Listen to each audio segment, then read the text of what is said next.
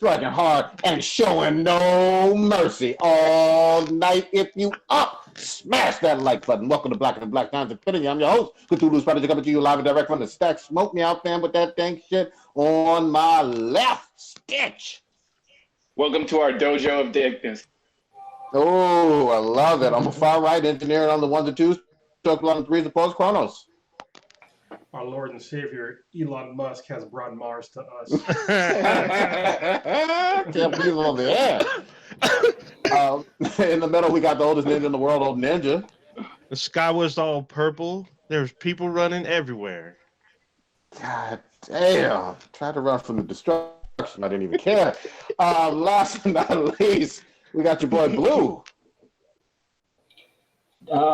Earth to Blue. Oh, sorry, no, I'm on Mars. Oh. Mars. I want to let you know I'm coming live from Mars, and yeah, everything's cool up here, man. I saw Mr. Martian up here, or Mr. Marvel, and I should be home soon, guys. I should be home soon. God damn. For you audio only, Blue looks like a damn astronaut right now. You put a ball on his head. Man. God damn. Kronos, you usually have some statistics for that ass. I do. I have some stats. Let me bring up real quick. Sorry, I was a little slow on the uptake. So my dog is fat would be our listener of the week. I love that. That's name. with Nice. That's with PHAT. And first in the chat would be Warrior Fellow. That's our boy. Much. That is our boy. And Old he's Ninja. coming through with the hold on. He's referencing The Boys season 2. He said there's a male Homelander. There's a female Homelander. Oh yeah. Oh, yeah. It's funny because we'll get into it, but I'm pretty sure. Yeah. Well, we'll get into it once we get to that point. There we go. All right, I'm back Old on Ninja. Earth. All my colors. Old Ninja. Correct. Oh yeah, Blue is back on planet Earth. The mother. He's back from the mother. He's back from the mothership. Old Ninja, we usually turn it over to you to pour out something. Do you have anything for us this week? Yeah, this one came in a little late. Ronald Bell. He was singer, songwriter, and saxophonist for the group Kool and the Gang. If you do not know who Kool and the Gang is, you're too young for this podcast. Kool and the Gang was basically a R&B hit, a jazz group in the 70s, an R&B group, I guess, in the 80s. They have numerous hits, including Ladies' Night, Jungle Boogie, Celebration, Joanna. The list goes on and on. He passed away at his home in the Virgin Islands. He was 68. He had changed his name at one point to I'm gonna butcher this because there's like a lot of consonants and very few vowels in this name. So the first part is Khalees, and I guess the last name Bayan or Bayan. Sure. Okay. I'm gonna go. It's Bayyan. But he's the older brother of lead singer Robert Bell. The two of them and their neighborhood friends had made up the band Kool and the Gang. Their career spans 50 years. The cause of death is unknown, but he had 10 kids. God damn. So R.I.P. Yeah. His dick worked. Yeah, and he lived. I think it's kind of interesting. He lived in the Virgin Islands, but Hey, either his still U.S. Well, go I was ahead. gonna say something, but fuck it. Either his dick work or his pull-out game was weak. Oh, Both. damn. I know. Sorry, I know the guy passed Well, away. I mean, I know the guy passed away. If But... you want, if you want to be technical, he did an ultimate pullout. I mean, he pulled out a life. Oh shit. Oh. Damn. Damn, that's a good death No joke. I'm mercy. just saying. Yeah, No no mercy. mercy. Murphy. Yeah, we sweep the leg, Go goddammit. I love it. Go hard, go fast. Yeah. Quiet. Yeah, but no, they had some hits. Cool in the Gang, man. That's party music from back in the day for sure. That's Yeah. iconic group.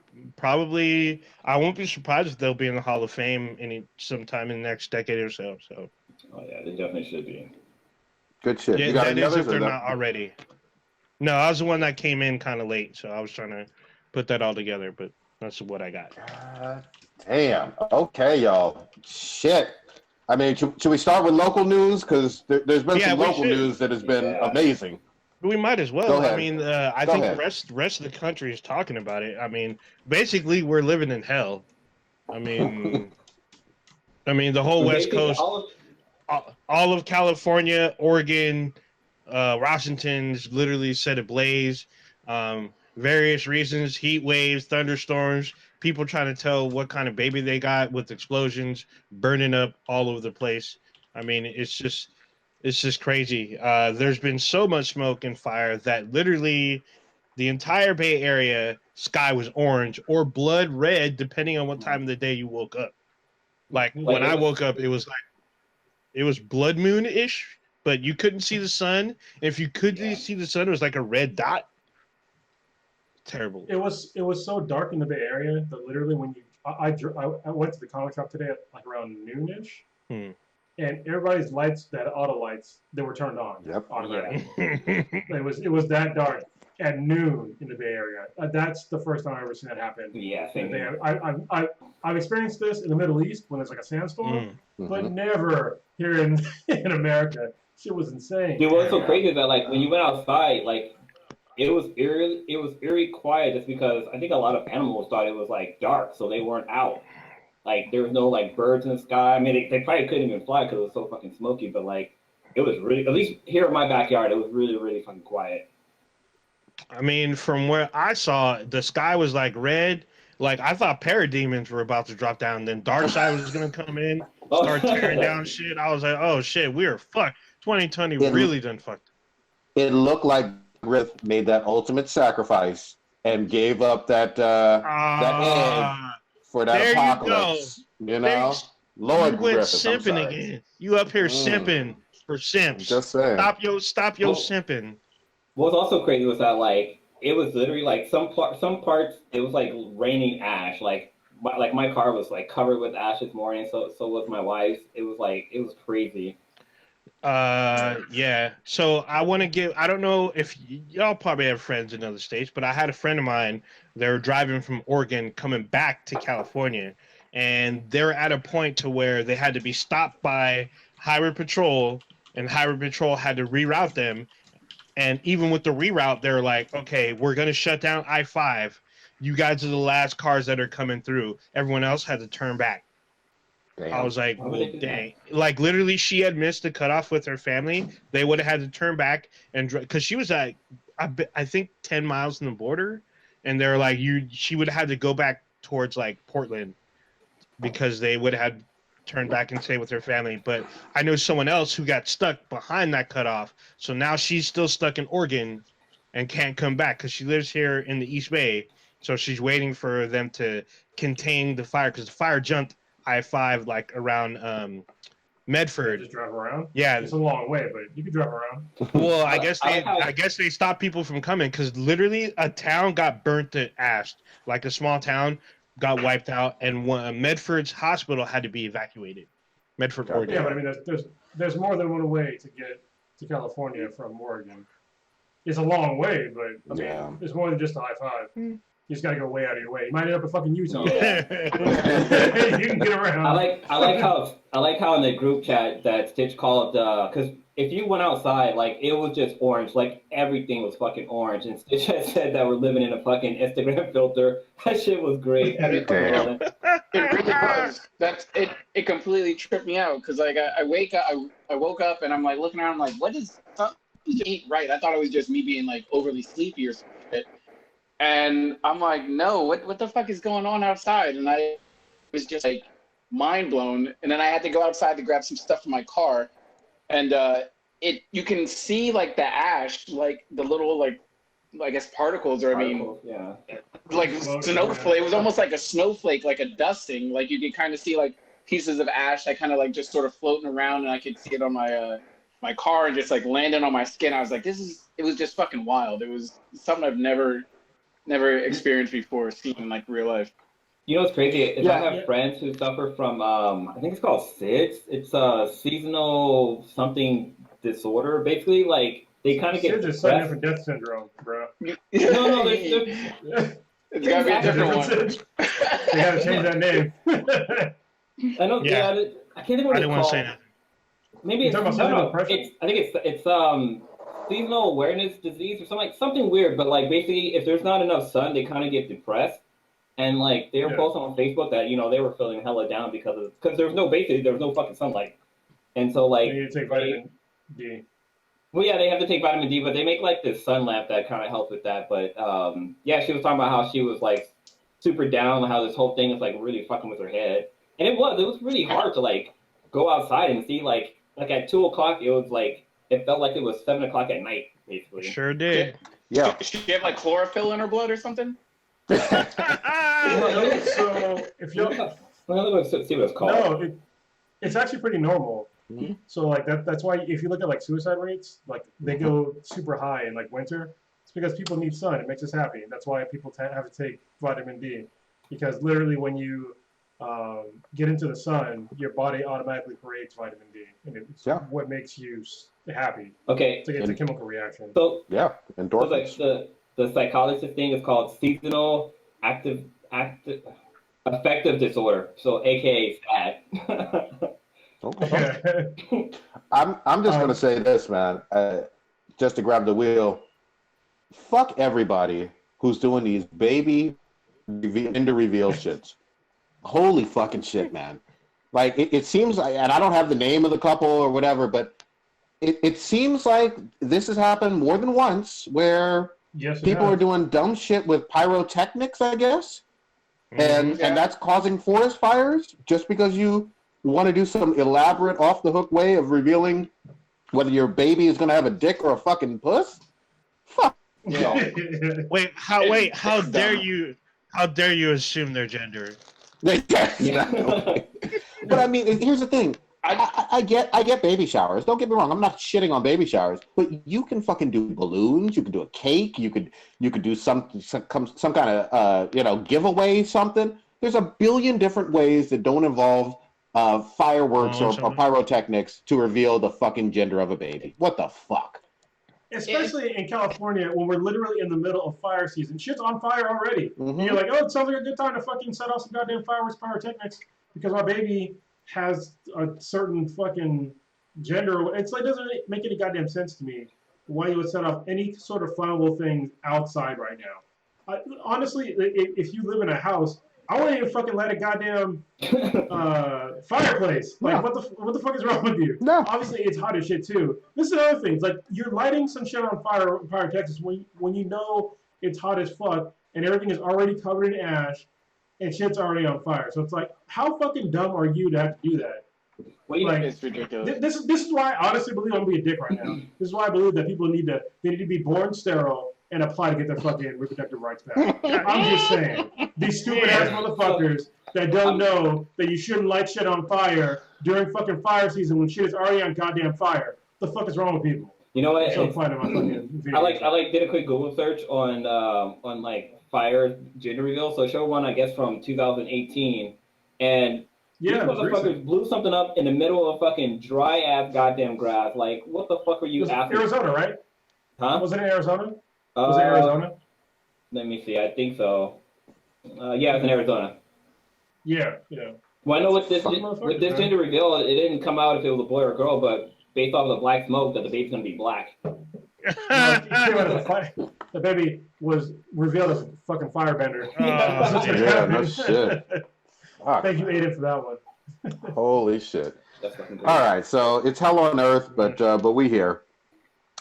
Well, wait, one more thing. A couple of Okay. First switch gears. So a high school friend of ours, Mark, he posted on Facebook something that was hella funny. He basically said that can someone please go turn off Donald Trump's tanning machine because it's making California all orange and we don't like it here, some shit like that. It was funny. Well, Nice. what was That's crazy awesome. to me, so now when I go to my office, usually before my office, the Infinity Base is not my office. So when I get up in the morning, I have to walk outside to come into this building, and it was already like weird in the morning for me. I was like, what the fuck? Why is it so dark? It was crazy. I took some pictures too. But then I was thinking, God damn it, I lost my fucking train of thought. There was like Fuck. I fucking forgot what I was gonna say. This is terrible. I'm sorry. It's all right. I'll probably remember fucking like 3 minutes from now. All right. Sorry. No worries. You've been All drinking. right. Not that much though. Yeah, This is we'll old. do a U-turn. We'll do a U-turn when you remember. But there's been a shit ton of fucking good shows. Can we? Which one would you guys like to start with? Let's start with the ones Let's that. do the boys. Oh, do you want to start with the boys? Yeah, the boys are pretty short. I figure we're going to spend a lot of time on Cobra. So There you go. I was like, I think we were all, I guess, anticipating and most excited for the boys this weekend.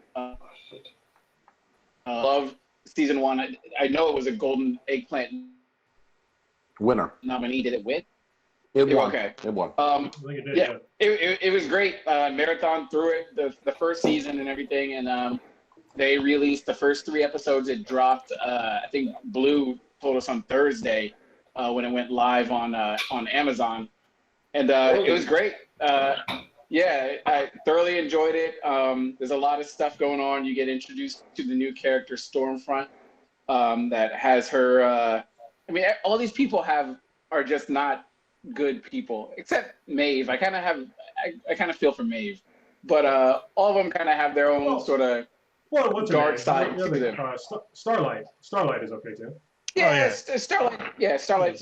Yeah, but I don't really That's consider her fully part of the 7, like the original 7, because she sort of in Noir. season 1 she kind of Noir. Yeah, you see this badass scene from Noir, just going full stealth ninja mode, fucking people up, and apparently I guess he's got some sort of healing factor or immune to like Mm-hmm. explosions or some crazy shit because this Some. terrorist tried to fuck him up. Yeah.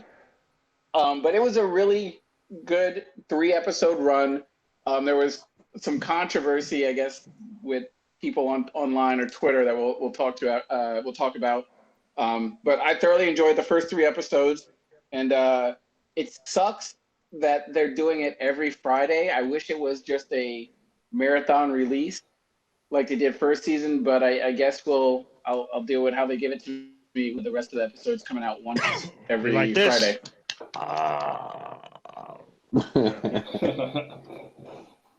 All right, Kronos, get in here.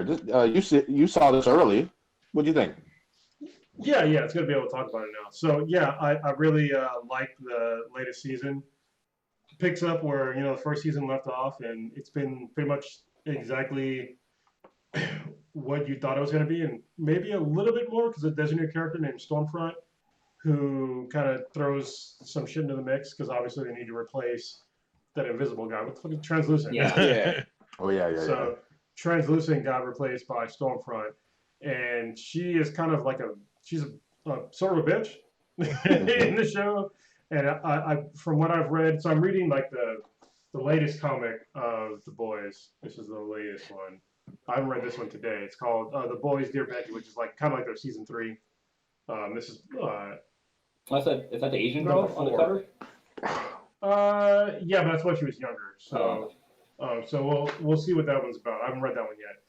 But so far, like I kind of got a glimpse into who Stormfront is supposed to be in this, and what's kind of weird is that Stormfront in the comics was a man, but in this one it's a woman, which is I'm like whatever. But she's going down the same lines as what I think that he was going down, and if it's down the same lines, this season's gonna be fucking crazy. It's already So something. yeah, it's not going to be what you expected.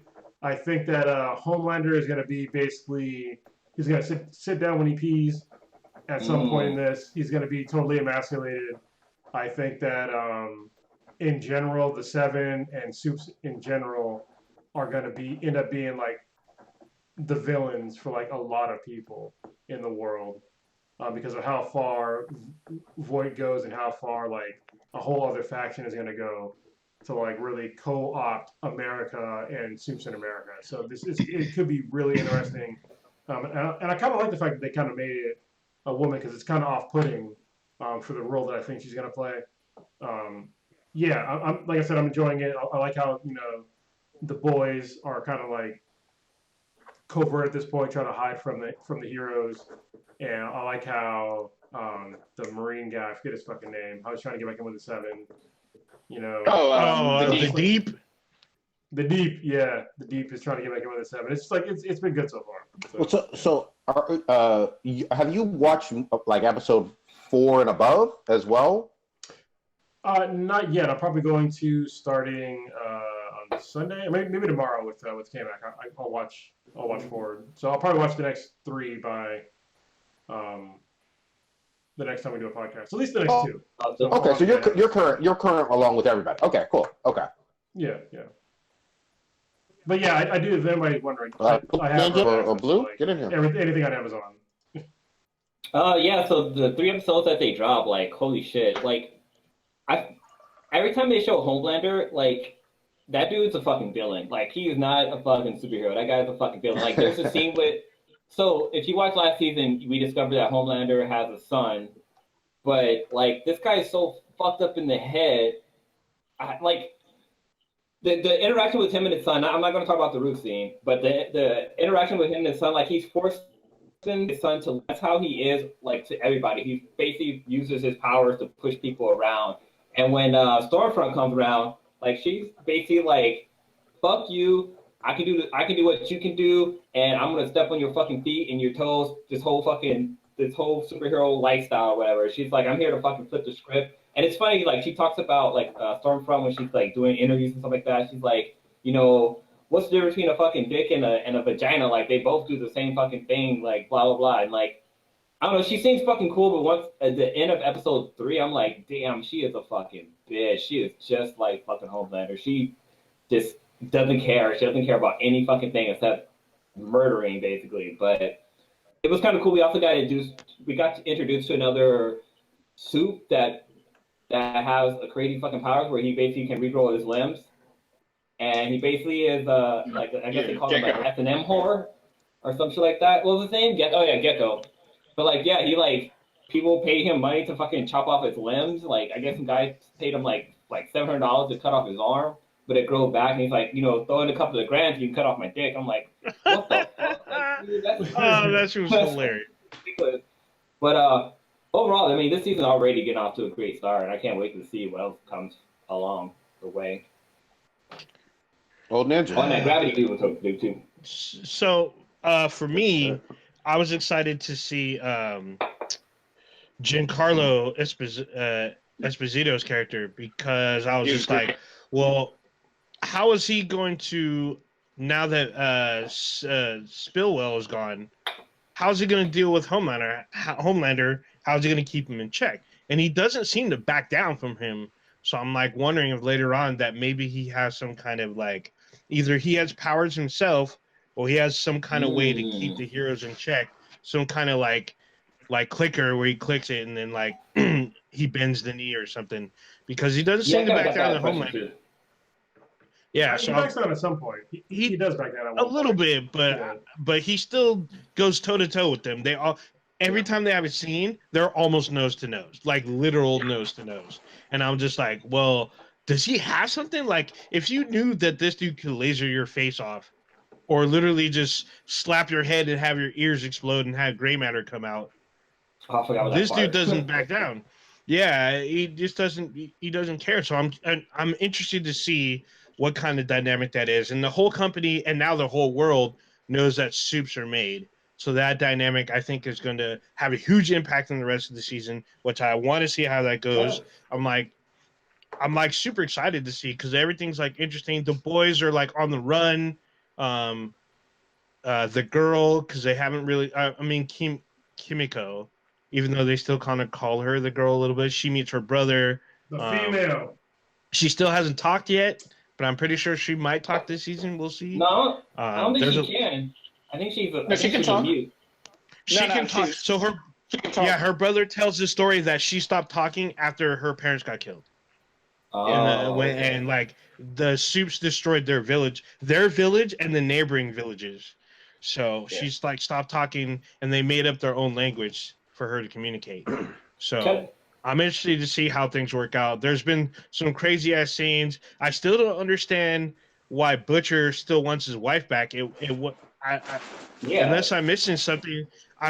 If I'm missing something, I feel like she did what she did because she wanted to, not because she was forced to, and because she got pregnant because of it. Now she's kind of under the thumb. Did I miss something? There's still a lot of stuff I guess that needs to be revealed on that part. I mean, she's obviously got a lot of love for Butcher because she had that secret like drawer underneath her dresser and everything. She did. So I think there was some sort of like fucked up position that I assume that she had to be put in, whether it was she was blackmailed or something crazy where she had to pretty much raise Homelander's son, or I don't know, had to be a surrogate for his or whatever. Well, she's under surveillance too. Like when she went to that one compound, like that dude was watching her basically her whole fucking house and knew her whole goddamn schedule. So I think whoever creates the V, they know about the kid and like they're basically keeping her on the fucking thumb. Oh, she got paid for sure. But I'm saying, like, did she cheat willingly, or did they pay her to hook up with Homelander just to see if he can have a kid? It could have also been one of those crazy things, kind of like how Maeve had to sort of like distance the people she cared about because she knew that I guess Homelander would have fucked shit up. Oh yeah. But so maybe there's some sort of deal where it's just like she's got to pretend like she didn't care about him, she doesn't love him or whatever, because then that might trigger Homelander to just go scorched earth and try to just wipe him out. So maybe she was just, I don't know, tried to distance herself from him to protect him. I don't know. Well, I think one thing is that she made a bargain with Homelander to allow him to see their son, because Homelander didn't kill the Butcher. Like he just dropped him off at like some fucking Applebee's or some shit. even though he's like wanted for fucking murder. Like Homelander didn't kill him. I'm assuming that they made some kind of arrangement for Homelander to leave him alone or something like that. At least that's the impression I got. But then also that slick haired black dude, I can't give his name, but A-Train. Like I like how Homelander, I like not A-Train, the other guy, the guy who's the head of the pharmacy or whatever. Yeah, it's Giancarlo. Yeah, I think this guy is 2 fucking moves ahead of her because he knew what Homelander fucking did. Like he knew that they went over to what's the name areas and dropped off the V to try to make these super terrorists or super villains that they want to be fucking called. But like he knows what the fuck is going on. He knows Homelander's out there doing like fucking thuggish shit or fucking crazy ass shit. And he's like doing dumb shit. Basically, hold that shit above him. Yeah. He's playing chess. He's got some cards that he's not revealing. But he's such a good actor. I mean, Giancarlo Esposito. He's amazing. Like I never really watched Breaking Bad, so I didn't get the full appreciation of him during that character. But he's great on camera. He just has this great like presence on camera, and you just know he's not like a big strong dude, but he's so fucking intimidating with just like how his actions and stuff. Yeah. Yeah. Well, what's crazy is like in real life he's like very magnanimous. So he's like he was like when I saw him anyway. He was like always on. I was the red carpet for the boys. He was there. And I was just like, why is he here? He's not in the show, but obviously he's at the end of the show and he's in the show now. But seeing him in real life like do his thing and like, you know, when the cameras weren't really rolling, just like the way that he presented himself was like really interesting. So he seems like a really cool ass dude. He does. It's not just like his acting. It's like I think like his whole personality is sort of like inked into like a lot of his roles. And we're gonna see where there's a EMT bomb that went off that took out all the power, and he became like the Revolution. Yeah, he was good in Revolution. It was a good show. Yeah, it's a good show. Yeah. Well, Well, I'm still, unfortunately, I didn't get a chance to actually see it quite yet, but I definitely will catch up very soon. I was just going to say, though, for Giancarlo, I thought he was obviously awesome in Mandalorian, and then he's coming up in Far Cry 6. So. Oh, yep. He's in both of those. That's correct. So, one quick thing. For Stormbreaker, or is it not? What's her name? It's not Stormbreaker. Stormfront. Since Kronos was talking about how, like, in the comic book, like, it's a guy. Like, I'm wondering if they're going to make that character trans. Like, that might be, like, a plot twist toward the end. They're like, she's actually trans. You never know, man. The route that they're going to take with this character, if it's, like, comic sort of correct, besides the gender, obviously, you're not going to see coming, and it's just going to get all fucked up. So I heard... What was the controversy? The controversy is fucking stupid. Go ahead. People were upset on Twitter. I saw some of Black Twitter getting mad because you see Stormfront's racist bigot side come out when she's fighting the Kimiko's brother and everything. Well, I mean, there's hints before that she refers to like him as like a yellow man or something like that. And, Oh yeah. Oh, okay. So if Black Twitter was mad about that, then I'm okay. That's good. But if they were mad about her just tearing through like a ghetto, I'm like, no. No, they were just Yeah, mad about that. people were saying that that there should have been some sort of like warning before the episode because of everything that's going on in the world and blah blah blah. Now all of a sudden we're just watching black people being just killed There is a warning, indiscriminately. You're preaching to the choir here, and this is a fucking crazy ass evil dark superhero show where these people are. We saw them purposely crash a fucking plane or whatever. Yep. Like Yeah. a fucking, and that's like a big sort of taboo thing in terms of like since 9/11, it's kind of radioactive to talk about planes crashing into buildings with people on them or whatever. I mean, tomorrow or 2 days from now is 9/11, so everyone's still hypersensitive about that. And there was no people flipping out about. I can take it. Huh? I can take it even further, Stitch. Where was Black Twitter at when Huey's black girlfriend got ran through by fucking A-Train? They didn't say shit. You're preaching to the choir again. This is just. I'm seeing people just be like, "Oh, this is." They should have warned us about this, and I think, people should feel some sort of way about black people just being killed indiscriminately by racists. I haven't seen it, so let me ask you a quick question.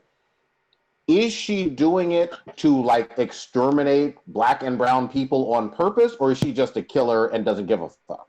She's a killer and doesn't give a fuck. Like, these people are in her way, and everyone that's in her way, and anyone that witnesses her doing something, she kills. No. So this is okay. So when she goes through and has like collateral damage issues, it's in a ghetto with a bunch of black people. A whole bunch of collateral damage done. Okay. All right. So the collateral damage that was done, she didn't say, fuck you N-words at all. She was just like doing her thing.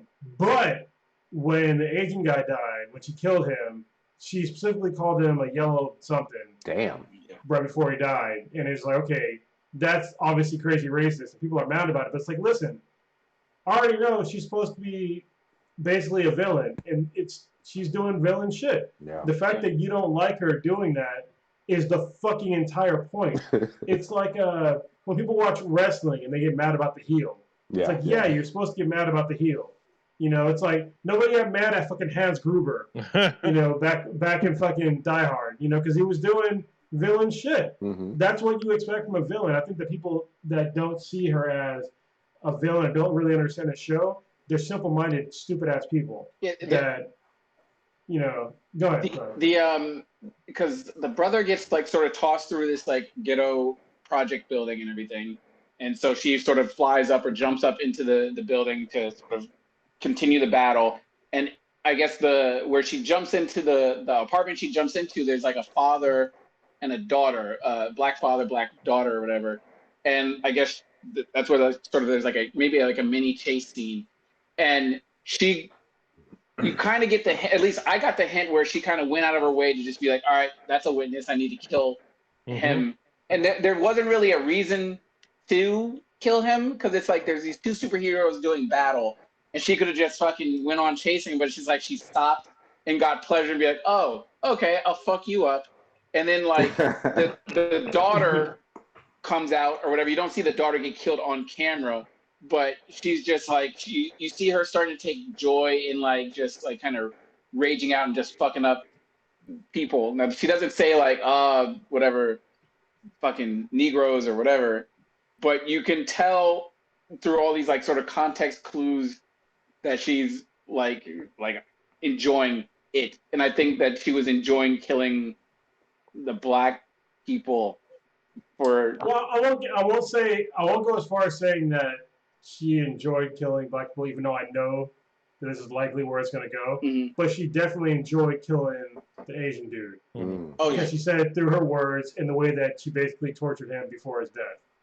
So, yeah, I'll leave it at that. And like that whole stream of thought is gonna it's gonna become way more prevalent in the subsequent episodes. So That's what I expect. on that note, kind of, I heard that her character or his character, the original, the comic based character, is based off of a white supremacist website, and that's what the creators named the character.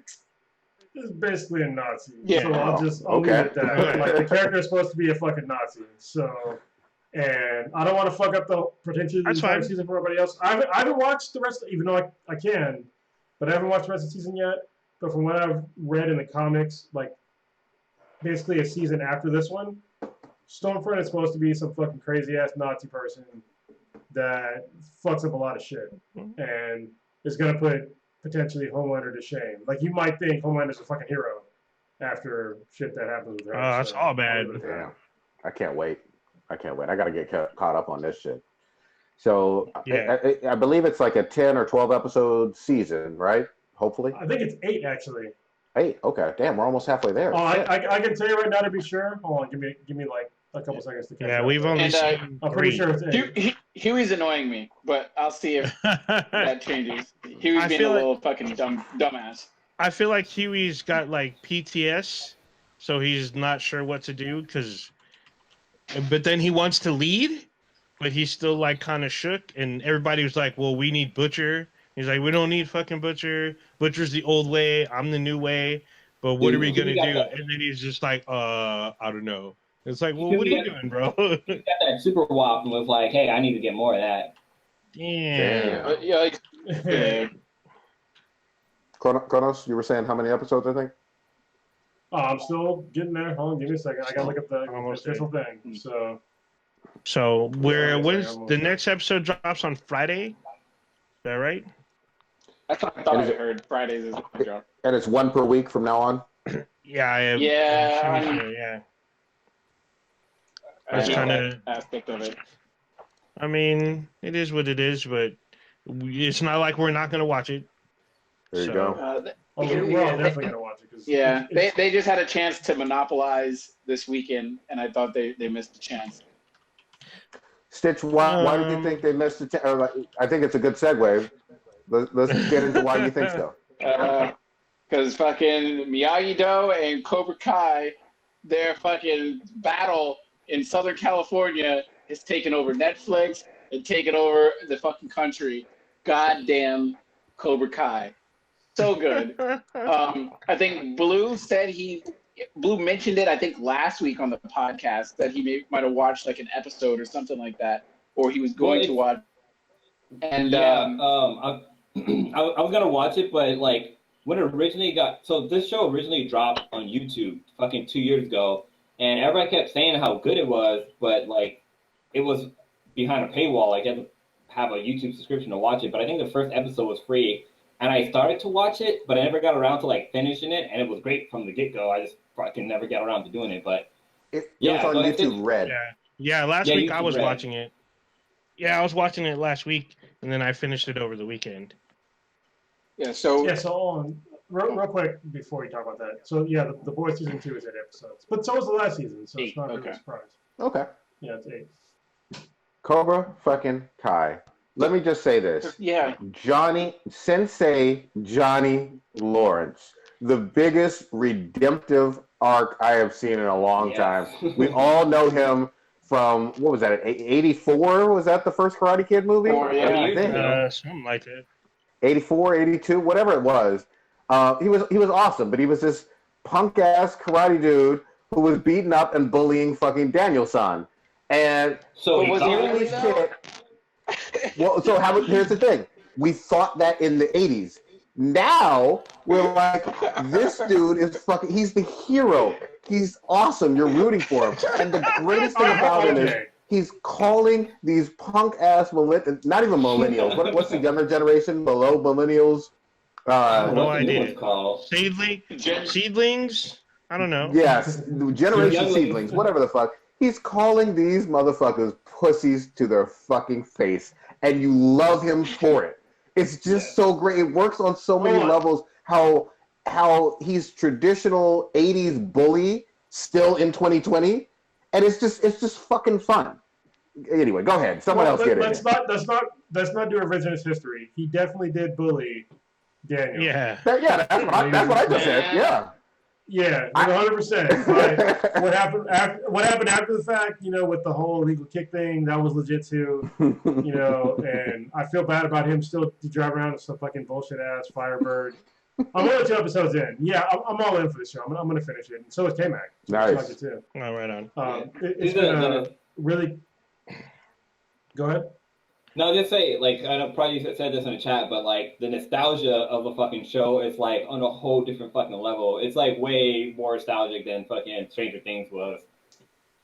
Yeah. Yeah, well, what's funny to me is, like, you know, I'm a martial artist, and it's funny to me see, like, all these, like, him trying to open up his own dojo, getting students and shit like that, and, like, trying to stay ahead of, like, health codes and shit. It's hilarious to me. And him just remembering how to, like, actually fight. You know, because, like, there's a part, and, like, most people probably don't even recognize this, but when he first got into a fight in the first episode, and he kicked somebody, and he started grabbing, like, his crotch, I'm like, oh, he just fucking pulled his crotch. Yeah. Like, you know, the guy's he's in, like, his 40s or 50s. Like, yeah, you throw a kick, you haven't thrown it in fucking 20, 30 fucking years, you're gonna, you know, injure some shit on yourself, you know? He's like 55, I think. Yeah, so that's totally normal. Like, if you don't do martial arts and you don't practice it, like, all the time, like, your body is not your body might remember, like, the way it's supposed to move, but it's, you know, you're walking a thin line. And he hasn't been doing shit since the fucking tournament in '84. Yeah. So he's just he's been going down to the liquor store, getting his Coors Banquet beer, and then passing out in his apartment With off his his bag of ramen chips. noodle. Bag of chips, Fried ramen noodles. Dropping. Fried No, bologna. that's not the best Fried part. The best part was not the fucking Coors Banquet beer. The best part was him drinking RC Cola and then dumping in either the vodka or fucking rum into the fucking can. The motherfucker was so savage he didn't get a goddamn cup. He put it in the fucking can. I was like, bro, get a fucking cup. No. Yeah, he was pouring Jameson into the fucking rum cola into the RC. Yeah, that's insane to me. He's Like, such a cup. He's such a fucking throwback, though. Like, I love how they lean in on that shit of him just being stuck in the 80s, and that's going to be a pervasive theme throughout both of the seasons. But you still fucking root for him. Like, he literally is the hero, and you see way more backstory and things from him, his perspective, including his family background and upbringing, which we didn't give a shit about in the first Karate Kid movies, because all we cared about was Daniel and Mr. Miyagi for the most part. It's just fucking cool.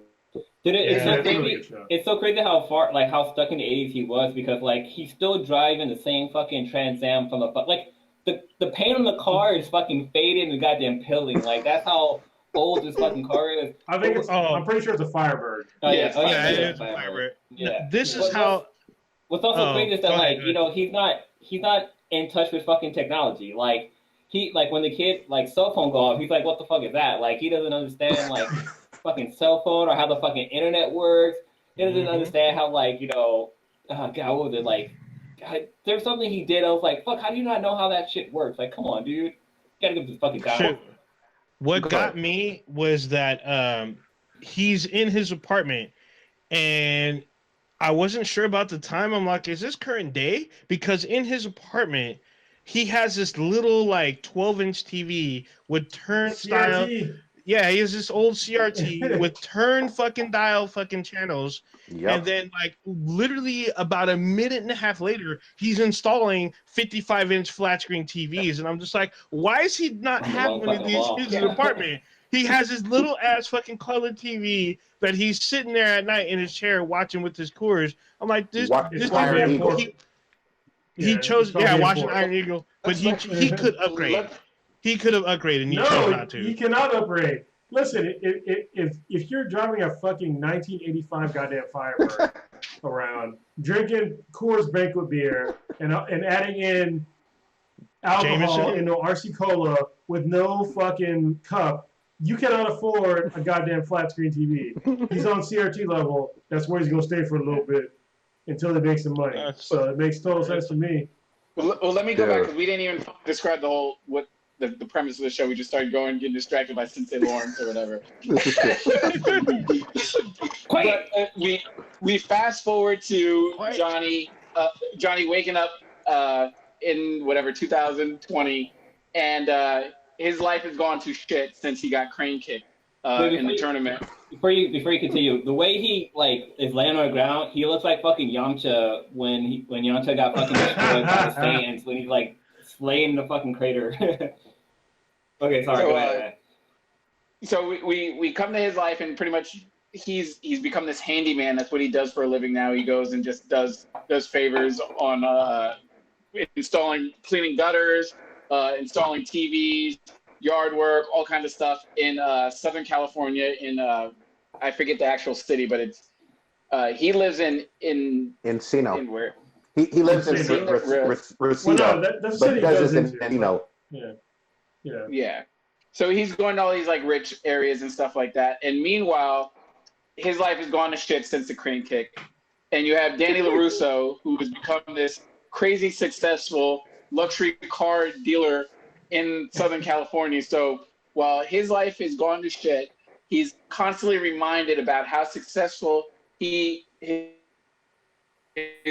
walked into a telegraph crane kick in 1984, and he's always constantly reminded of that and everything. So as the story progresses, you see how their lives sort of intertwine and stuff like that. There's incidents that happen where he has to sort of go into his dealership, and there's constant face-to-face meetings that he's trying to avoid with LaRusso, and it's a constant reminder of his failure and everything. But he opens up a karate dojo. In his city apartment complex, he kind of gets this mentorship with this neighbor kid who he originally thinks is annoying, but he helps him out when he's getting bullied at a liquor store. And He then was becomes crazy racist about that. Hold on, he was like racist about that shit. Yes. Oh, He yeah. was like, oh, Oh, no, yeah, more okay, immigrants yeah. moving in. No It's like, funny damn, said bro, for he's a real. great dude. Yeah. Even he's racist to the clerk at the freaking Yep. at the Oh, 7-Eleven yeah. store. trying to get his pizza. Yeah. That motherfucker used Well, dope hold on, he gloves. was racist, but the guy didn't put a fucking glove on. Yeah. Yeah. Like,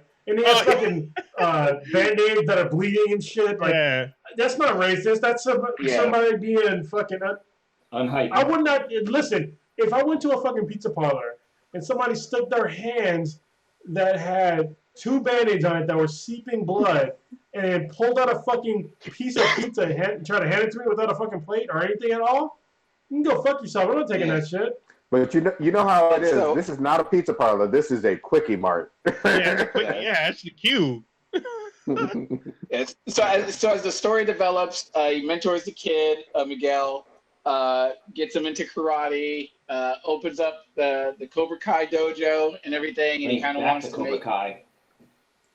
bring back Cobra Kai, but he wants to sort of do it with honor because you find out how Cobra Kai fucked him up and how Sensei Kreese or whatever sort of fucked him up mentally and everything. So he opens up the dojo and everything, and you find out as the story progresses, him getting in these students in. There's this relationship that happens between Danny Lawrence's son, Danny LaRusso's daughter, Miguel. So you got sort of like Saved by the Bell, Degrassi, Karate Kid thing, all mixed together with so many good, funny 80s references. It's unbelievable. It's so fucking good. I was not expecting it to steal this weekend away, and that's why it sucks that The Boys was only 3 episodes, because this thing took all the shine from The Boys coming out this weekend. I mean, I saw it, number one, people are just talking about it and loving it, and like I don't know who the actor is that plays Sensei Lawrence. I don't remember seeing him much. His name's William Zabka, and he shows up. It's funny because if you watch How I Met Your Mother, he shows up. He shows up on the show, and he plays himself, but then he reenacts shit from Karate Kid because one of the guys on the show is a huge fan.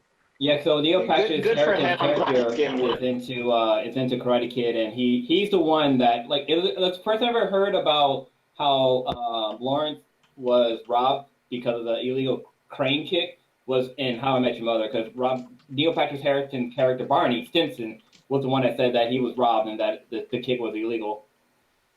That's awesome.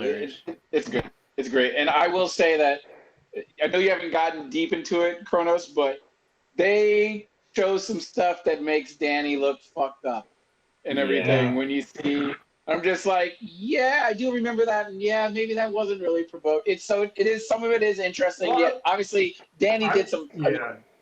Lawrence did some fucked up shit and everything, but yeah, there are kind of two sides to the story, and when you see some of the flashbacks, you're like, oh yeah, that is kind of how it did play out chronologically or whatever. So it is kind of interesting. Yeah, I mean, No, I think it's really cool. Go ahead. I was gonna say when someone's telling the story, they're obviously either gonna try to be the hero or the victim. And so when Johnny is telling his story, he's the one who pretty much paints himself as the victim. But there is a little bit of truth in there, but he does do some spinning. But however, as you watch the show, you kind of see how as they got older, things kind of flip a little bit, especially as they get more involved in each other's lives. So it's a very interesting dynamic. No, I mean there's actually three sides to every story. There's their side, your side, and the truth. So I guess we'll see going forward. But yeah, I already see like the underpinnings of Danny's kind of dickishness, especially when they first saw each other and he's kind of like a dick and like he wasn't trying to be a dick, but he was. Yeah. So I'm looking forward to seeing more of the other side of Daniel-san and seeing what that's all about. So yeah, I think it's really cool that they've taken a whole different approach to a movie that we loved as kids and shown like, hey, the person that you thought was a villain maybe wasn't a villain, even though he did some villain shit in the movie. But yeah, after the fact, it can be totally different. The one thing I was just gonna say. Go ahead. No, I was gonna say I really enjoy the. Now we're stepping on each other. I was gonna say I really enjoy the writing with this too because there's a lot of growth for the teens, and obviously I wasn't familiar with any of these young actors. I don't know if it's a Saved by the Bell situation where you have 30-year-olds playing teens or not, but they do seem to have a lot of fucking growth, and you see that on purpose. And I love how they play on the fact of, or the whole concept of bully versus victim, and then possibly obtaining some of that like asshole jerk behavior and not being able to control it after being victimized. And how that manifests later on in the show, both for the teens and for the adults. I think that dynamic for both seasons is just fucking fantastic because there's so much fucking truth to someone who is victimized, sometimes being fucked up to other people who have nothing to do with it later on in life. Yeah, for me, like the growth of Johnny is actually I think is very powerful because he learns a lot from the kids. Like he's stuck in his ways, but when he meets the kids kind of show him there could be another way, but then he shows him this is the way that I do it, and it kind of meshes, but they both kind of rub off on each other. So they both take away something. And for a minute, like I didn't think I was going to give a shit about the kids. Like I didn't think the kids were going to be important. I didn't think that I was going to give a shit, but it was weird because I got sucked in and I cared about the dynamic between the high school shit versus what the parents were doing. And I was like, holy shit, I actually give a shit about what happens now. And I was just super sucked in. Like, I do got to say, like, the respect that the show pays to Pat Morita is the best I've ever seen any show give to a deceased character in a franchise. Like, they give so much respect to him. Yes, Miyagi-Do is based on his legacy, and every time they look for wisdom that he had, it's literally a clip from the previous movies, and like they do such a great fucking job honoring that person. One thing I think they do really well is that so we know Daniel-san and fucking Johnny, like they fucking hate each other, but I love how there's moments where when they put their shit to the side and they have a drink or fucking beers get involved, they are so fucking similar. Like they both grew up without dads. You know, they were picked on and stuff like that, and they had a different father figure. Like Johnny had the sensei Kreese of the dojo that pretty much, or he had them and his fucking stepfather who was a fucking asshole. Where Daniel's son had fucking Miyagi that helped raise them, or he looked at him more as a father figure. So they both were young boys who were desperately looking for a father figure, and they just end up with different role models. But when they like hung out together, they realized they have so much fucking shit in common. Well, actually, you know Johnny what- had 3 because he had his stepdad and he had Kreese, Yeah. and then he had his So real you know dad. what was interesting to me though? They focus way more on flashbacks from obviously Karate Kid 1, the very first one that started this. If memory serves, wasn't Karate Kid 2 the one where they went to Okinawa and Yes. he had I don't remember the 2 or 3. Japanese Yes, yes. I remember That's really very- liking. Well, He, like, I runs remember another, really like, liking style fight. 2 a lot, but I can't. I maybe they're going to address this in season 3 or 4. Is that main bad guy from 2? Is he still alive as an actor? Oh, he might be back. There's rumors that so if you've seen the quote unquote trailer for the 3rd one, because it's not a real trailer, it's like a Fan-aid. compilation of the 2 seasons, and the very last 10 seconds of it is like new footage of where someone from Miyagi's past is fighting Daniel in the dojo, and he has sais, and he throws a sai into the thing, Oh and he shit! says, "Are you sure you know everything there is to know about Miyagi?" And so, Oh fuck! so people were saying that the bad guy from part 2 is showing up in season 3. Also, the huge That's rumor is, does Ali come back? So, Oh, that's a it's not- given. you would hope so, but we haven't gotten anything official. But it is highly susceptible that she's coming back. I didn't know We'll Ali see. is the same girl from Back to the Future movie. The Boys. Oh She's yeah. also in The Oh, yeah. Boys. Oh, She yeah. still right. looks- Well, she She was. still looks great. The last thing Yeah. I'll say about this is, I think, and I don't know how we categorize it, but this is probably the best sort of like revision into an old franchise that I've seen. Like Yes. I think this is way better than Fuller House. I think this is way better than Boy Meets Girl. And I'm trying to think of some other one. Yeah, yeah. I forget how they played the words on it, but this is just done really well. I mean, obviously there's no like laugh track, which I have a personal annoyance with, but Yeah, I did too. yeah, it's great. I love I it. think it's. Well, Well, I think it's done differently, like that most people were not expecting. You know, having the former villain be potentially vindicated Mhm. is pretty amazing. Like nobody's done something like this before in American, TV at all. And I think it's awesome, and it's baffling to me that YouTube fucked themselves up because you couldn't watch this show unless you had YouTube Red. Premium or whatever. Red, Yeah. yeah. Like who the fuck is buying that? Nobody was. Mm-mm. Like most people, they'll sit through the ads and it's fine, but putting it behind a paywall was ridiculous. And don't get me wrong, I mean, being on Netflix is a paywall as well. True. But we already know you're getting extra content. When I'm watching YouTube, I'm not looking for extra content. I'm looking for like shit that I'm watching for basically free with ads. And so I think this is YouTube. They just dropped the ball. They don't know what the fuck they were doing with the show.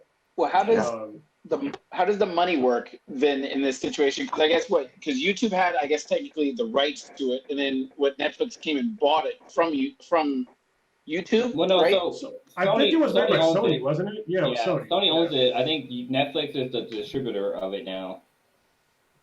Well, I'm pretty sure they get a piece of it. So Sony originally Yeah. purchased the rights, and then had like a lease on it, and then No, just no, I think Sony made it. okay, Sony made the show and sold it to YouTube sold it to for the YouTube. first season. Yes. And so the problem was that YouTube, when they were trying to push YouTube Red hard, they had a whole bunch of shows on there. Most of them weren't good. But obviously this show was. And putting a show behind a paywall that should traditionally been free was a huge problem. And I think that going to Netflix was made a lot of sense. And we're seeing it now because folks pay for Netflix with no issue because you pay for it. There's no commercials. You don't expect it. You can binge watch it. Mm-hmm. So yeah, I mean, it's Do you- YouTube they just fucked up. Do you think Sony went to Netflix originally off the bat, and Netflix wasn't interested then, like originally, or Well, they probably went around to multiple They- sources and like, hey, you want this, you want this, you want this, and YouTube was like, yeah, we'll take it. Okay. They probably But they fronted the most wasn't money, just money YouTube. for it too. So I will say this: it's a 20-minute interview. It's with William Zabka and on Collider, and he explains what happened in the move to Netflix. He talks about how Netflix was the first place they went to, and they got rejected, and then they shopped it around, and then it ended up happens, though. on YouTube, and then how Yeah. things worked out. He talks about the transition from YouTube to Netflix because he's a producer on the show.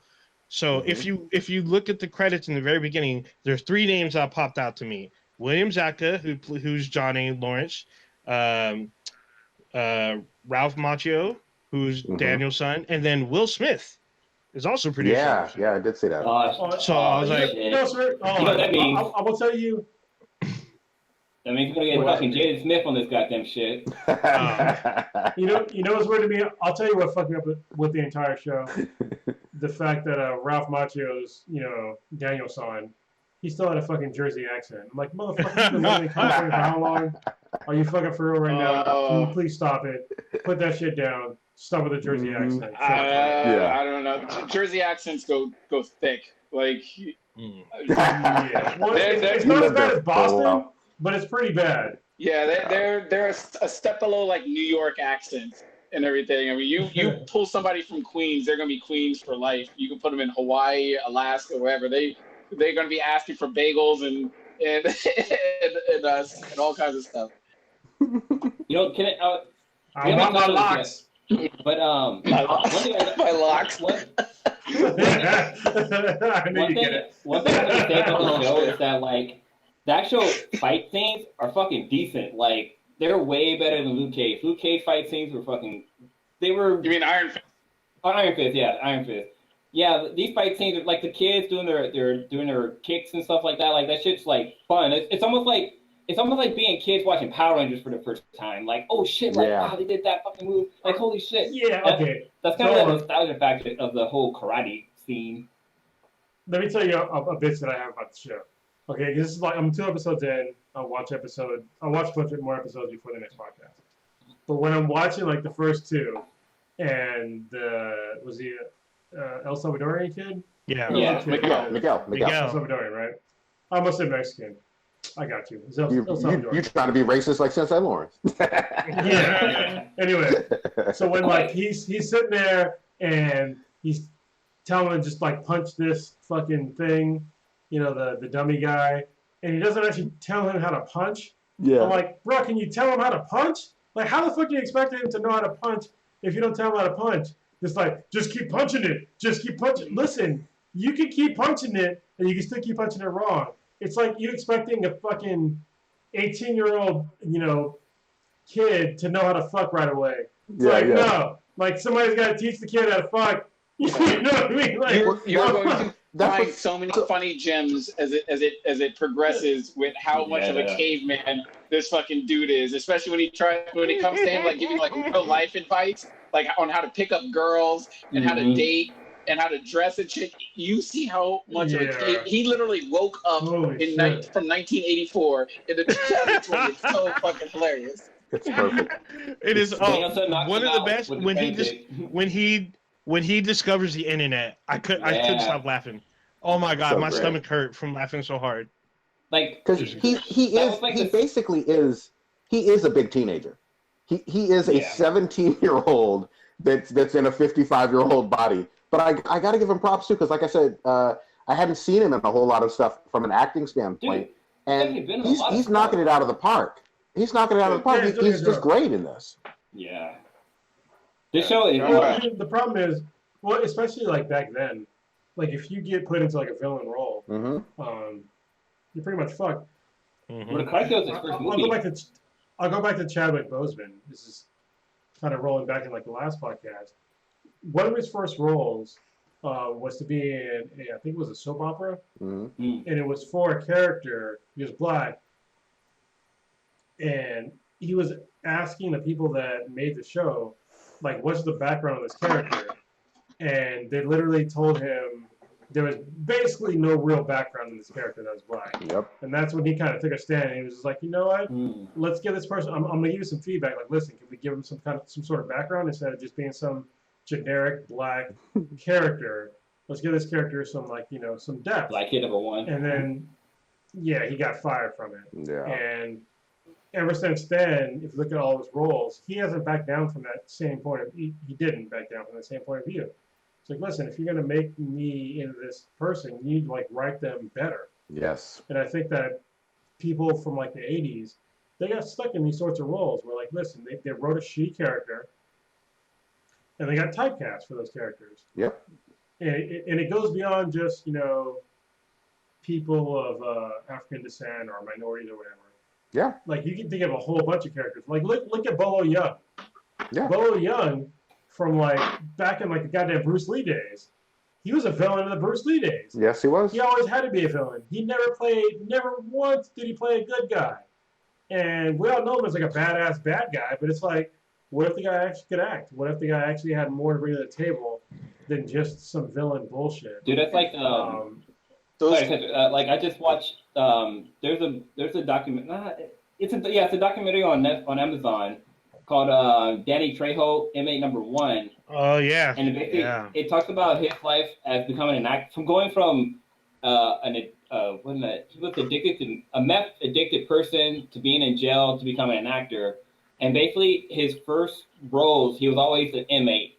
Inmate number one, inmate number two. He was always that Mexican who was an inmate. He was always in jail or some other shit like that. And like a lot of Latinos, like their main, like especially with acting, their thing is like typecast. Like Hector, like Hector from like the Fast and Furious movies, fucking this It's and always that. fucking Hector. He's always fucking Hector, and it's so fucking crazy. Like that's how fucking Hollywood actors are. especially with those.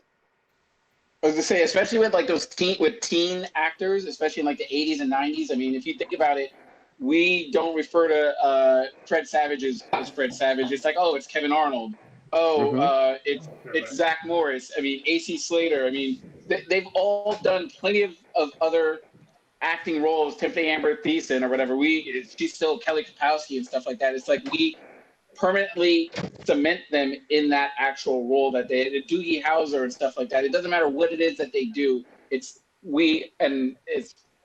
our fault, but it's unfortunate for their careers in some aspects where it's like we don't ever let go of that mindset of like, oh yeah, well Mark Paul Gossett, he's Rainbow's father in Mixed-ish, but we don't see him as oh yeah, okay, that's Rainbow's father. It's like, oh, it's Zach Morris playing this or whatever like that. So it's unfortunate that sometimes maybe those roles get sort of just stuck, and especially with like an actor who was the teen villain. I mean, 1984, he was the bad guy, and no matter probably whatever you put it into it, we're like, nah, fuck that dude. It's like how a lot of people only saw Joffrey as being Joffrey and stuff like that. He's just like, he's like, yo, he's like, fuck this or whatever. I mean, not fuck this, but he's just like, I understand that's the role I'm seen in. I'm going to go do my other stuff. And everybody just had this visceral hate for him. I would imagine in 84, I mean, obviously it's not technology and internet and how everything is on Twitter and stuff like that, but we would have had that image of him pretty much how we do with Joffrey, where we're just like, fuck that dude. No, I'm not going to go see the movie. Like, no, I don't care. I don't want to see Johnny as a good guy. Fuck Johnny. Yeah. Well, that's kind of why, so kind of jumping to the Batman movies, like Michael Keaton, he only did Batman and Batman Return, and he didn't want to do another Batman movie because he didn't want to be known as being Batman. Like, he wanted to be able to act in other fucking areas, which at first I thought, like, come on, man, it's fucking Batman. Like, you're fucking badass, you Batman. But it makes sense because, like, any other actors, like Christopher Reeve, right? Yeah, who played Superman. Like, every time you see that dude, you just see fucking Superman. Like, I saw him in Children of the Corn, and I was like, oh shit, Superman's in this. Mm-hmm. Mm-hmm. So, like, you want that aspect when you're an actor. Go ahead. As talented as Mark Hamill is, there was a time, and obviously we know how big that original trilogy for Star Wars was. There was a time when you didn't see Mark Hamill get a whole lot of roles, either for voice acting or otherwise. And he's obviously one of the most talented guys in the world. So, you know, you see it all over the place, but it's really good to point out. And I'm just glad, again, going back to Sensei Lawrence, that he's getting his quote unquote flowers now. And so I give him props. This is awesome. You know, and I hope this gets 2, 3, 4 more seasons. You know what I mean? Because this was actually a show from 2016, 2017. It's a few years old now. So good for them. Let's switch it up, y'all. We got some hot off the presses news from literally just yesterday. Old Ninja, you are the Xbox guy. Microsoft dropped some jewels for us. What you say on this? Set it up. So Microsoft they dropped a new look at the Xbox Series S as well as the Xbox Series X, and they dropped the price for the two consoles. Wait, are they gonna drop the Series E? Can y'all hear me? I'm sorry, what was that? I thought they gonna drop the Series E because that would be fucking great if they did. SEX. Yeah, get that That'd be Series awesome. X. I think that's coming in 2021. Buy all three. So their price range. So it will be the Series S will be an all digital machine, and it is priced at $299, I believe. And then the Series X will have the 4K Blu-ray drive in it, and it is priced at $499. And we also got a release date of November 10th, which is about a month and a half away, 2 months away. About 2 months. 2 months. Yeah. Did you say the pre-order date?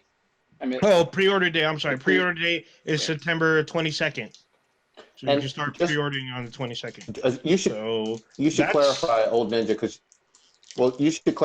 because I think rightly so. You were giving them props for some really creative financing about this.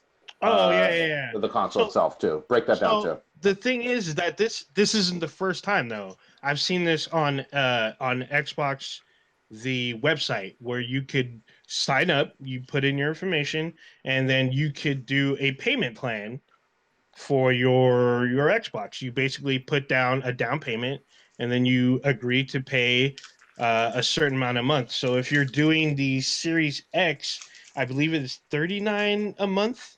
And the Series S, I think, is $10 less. I'm not 100%, but basically you can pay in installments for these systems. So basically, you put in a down payment, put in your information, and you'll be able to pay off your console. They also have it. What? If you're later in payments, are they gonna like break your fucking console? I don't know. Maybe they brick your console. I'm not quite sure, but they shit on you like Odell Beckham likes. Oh, I thought that was you shitting on carpets and shit. But yeah, there's going to be retailers that are going to be doing this program. So you'll be able to go. The retailers have not been named, but I'm assuming at least one major retailer should be able to be in this program where you can basically put down a payment, probably $50. You put down $50, agree to pay $39.99 a month for like however many months to pay off your thing. I mean, it's like 4 months. If you're paying 4 months of $39.99 or whatever, or 5 months, whatever, most people can probably afford that instead of dropping 5 bills all at once. So you're not going to pay it off in that amount of months if you do math. Anyway, I didn't do the math. I'm just throwing it out there. Yes, I know. Paying off consoles in this manner is nothing new. It's just like paying off a cell phone. Like they have a firm, there's all kinds of credit cards, anything. Paying this off is nothing new. So yeah, that's what I'm saying. You could have done that with the Xbox One. I mean, my cousin did it. So you could have done it since the fucking PlayStation, the original, the original Xbox. We just put in a fucking credit card. Well, you're through credit card, but for all retailers for a console. And I don't know if this is going to be all retailers, like if you Best Buy, GameStop, etc. That would be interesting if all retailers honored this deal.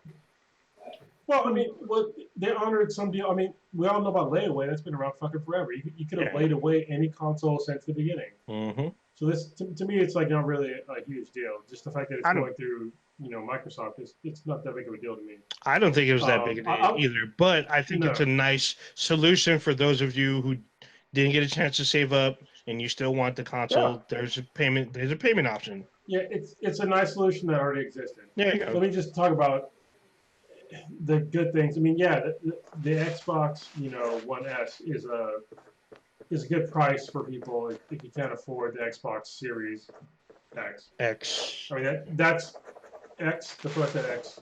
Yeah, Xbox I thought you Series said S. No, their naming schemes are fucking stupid. So, but they sound so similar to each other. But yeah, I mean, it's cool that we have a cheaper option, but we'll see what that pans out to be in the future. And it's like, to me, the digital option is really cool, but I will come back to the same thing that I'll always say about digital games. It is all good until you stop paying for the service, and all of a sudden, or your shit breaks, and you're not paying for the premium service to keep your fucking data, and then you're fucked. You don't own any of that stuff. So please be careful, anybody that's listening to this podcast. If you buy digital content, you're assuming that the digital content will be around forever. Okay? It's not. We're not at that point yet. We're not in the goddamn future. It's not going to last forever. Okay? So I would highly suggest to anybody that's listening to this podcast to buy physical games up until a point to where you feel comfortable with a server not shutting down in the future. Because we're not there yet. We are not there yet. I think games should do this the same thing they do with movies, where when you buy a game, you should get a digital copy. I mean, yeah, that would be do that with cool as movies. well. I mean, Yeah, they do Yeah, things like yeah. movies and stuff like that. You They should do get a with digital movies. copy. Yeah. but the thing is that when you have the physical game and your shit dies, your save game is in the cloud, which you might lose as well. That's totally possible. But it's way less space that's being used in the cloud. Sure. So But you just go ahead. go ahead. No, go ahead. I was just going to say, I mean, if we're being very, very honest, and we're talking about, 20, 30 years of video gaming history and whatnot, nobody's playing PS1 games. No, nobody's playing PS2 games. I mean, they're so old that they're pretty much, now there's a few obscure 1% of 1% examples, but they're so old that they're obsolete in a lot of ways. I'm just real talk, whether you have the disc or not, whether you have the old console or not, you're not going back to Tekken 1 for the most part, playing it on your 90s So, system. I'm chewing right now. So- Realer talk. This is one of our shortest generations ever. No, this was 7 years. This was not 7. Was it 7 Yeah, years? it's 2013 to 2020. 7 years. It's still one of the shortest generations ever, as far as I know. No, That's pretty short. PS1, PS2, a lot of those gens were like 5 years. We talked about this before. One interesting thing about data is that Take it right in. now, I did a quick Google search, and it says that in 2020 we save as far as how much data is saved a day, basically. But it says right here that 1.7 megabytes of data is saved every second on Earth right now. That's That sounds- a floppy disk second, which is Yeah, there you go. Okay. Here's the thing. I'm gonna give some Xbox for the first time ever on this show some goddamn props. The It's 290, 1 year short from the past generation. huh? Okay. I said it's 1 year short, so it's not as far as I thought it was, but it's still shorter than the last generation. Yeah, but I got to give Xbox some props. They finally came out with a price, before Sony. I'll give them props on that. And then the smaller version, the S, is the smaller one, I believe, right? Right on Ninja? Yes. Okay. Yeah, that's correct. $299 is a fucking fantastic price. Like, still. full stop. That is a great fucking price. How We much? got a What's the release memory date. on that? Wait, what? What's the memory on that? That's a good question. So the- How much storage? So the hard drive, hold on, I have it here. So the hard drive for the S is a 512 gigabyte SSD. No, that's bad. That is not good. Are Yeah. you fucking serious? And then Pump the brakes. Rewind Series the That's why tapes. it's so cheap. The Series X will have a 1 terabyte SSD. Wait, what the Yeah, fuck? that's ridiculous. That's pretty small. Yeah, that's very small for it to be digital only. I mean, Kronos knows more about digital storage and all that stuff. That's That's his But it's wheelhouse. small. But yeah, I struggle with my 500 gigabyte fucking PlayStation 4. I gotta get an external thing because Call of Duty eats up like 2/3 of it on a fucking update. So, every That's cool. update. yeah, That's so every- you're gonna tell me the next? I don't know. I like to take baths in the blood of Xbox sometimes, but you're gonna tell me this new generation Xbox system is going to have a 500 gigabyte hard drive, and we don't know. I assume the storage for these games is going to be higher than the previous generation, where it's like if I want to play Grand Theft Auto, that's already like 50, 60 Whole fucking hard gigabytes or whatever. drive. Yeah, so now we have a whole new generation with all these graphics and frame rates and blah blah blah blah blah or whatever, and we're still at the same storage capacity. That seems like a huge problem in terms of that model. For the digital one, yeah, I would think so. But if your kid is playing just Fortnite, you really don't need that much space. Yeah, but what kid's just playing Fortnite wants to? I mean, a lot of kids are playing Fortnite and Fortnite only. Kronos, jump in on this storage size with like.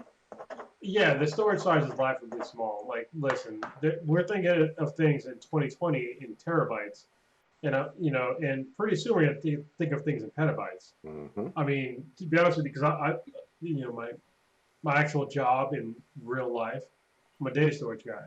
There's hard drives that are SSDs Yeah. that hold fucking terabytes of data. So how the hell do you not have a spinning disk drive that is Well- not at least a terabyte is very strange to me. Well, they nearly did it to bring the cost down.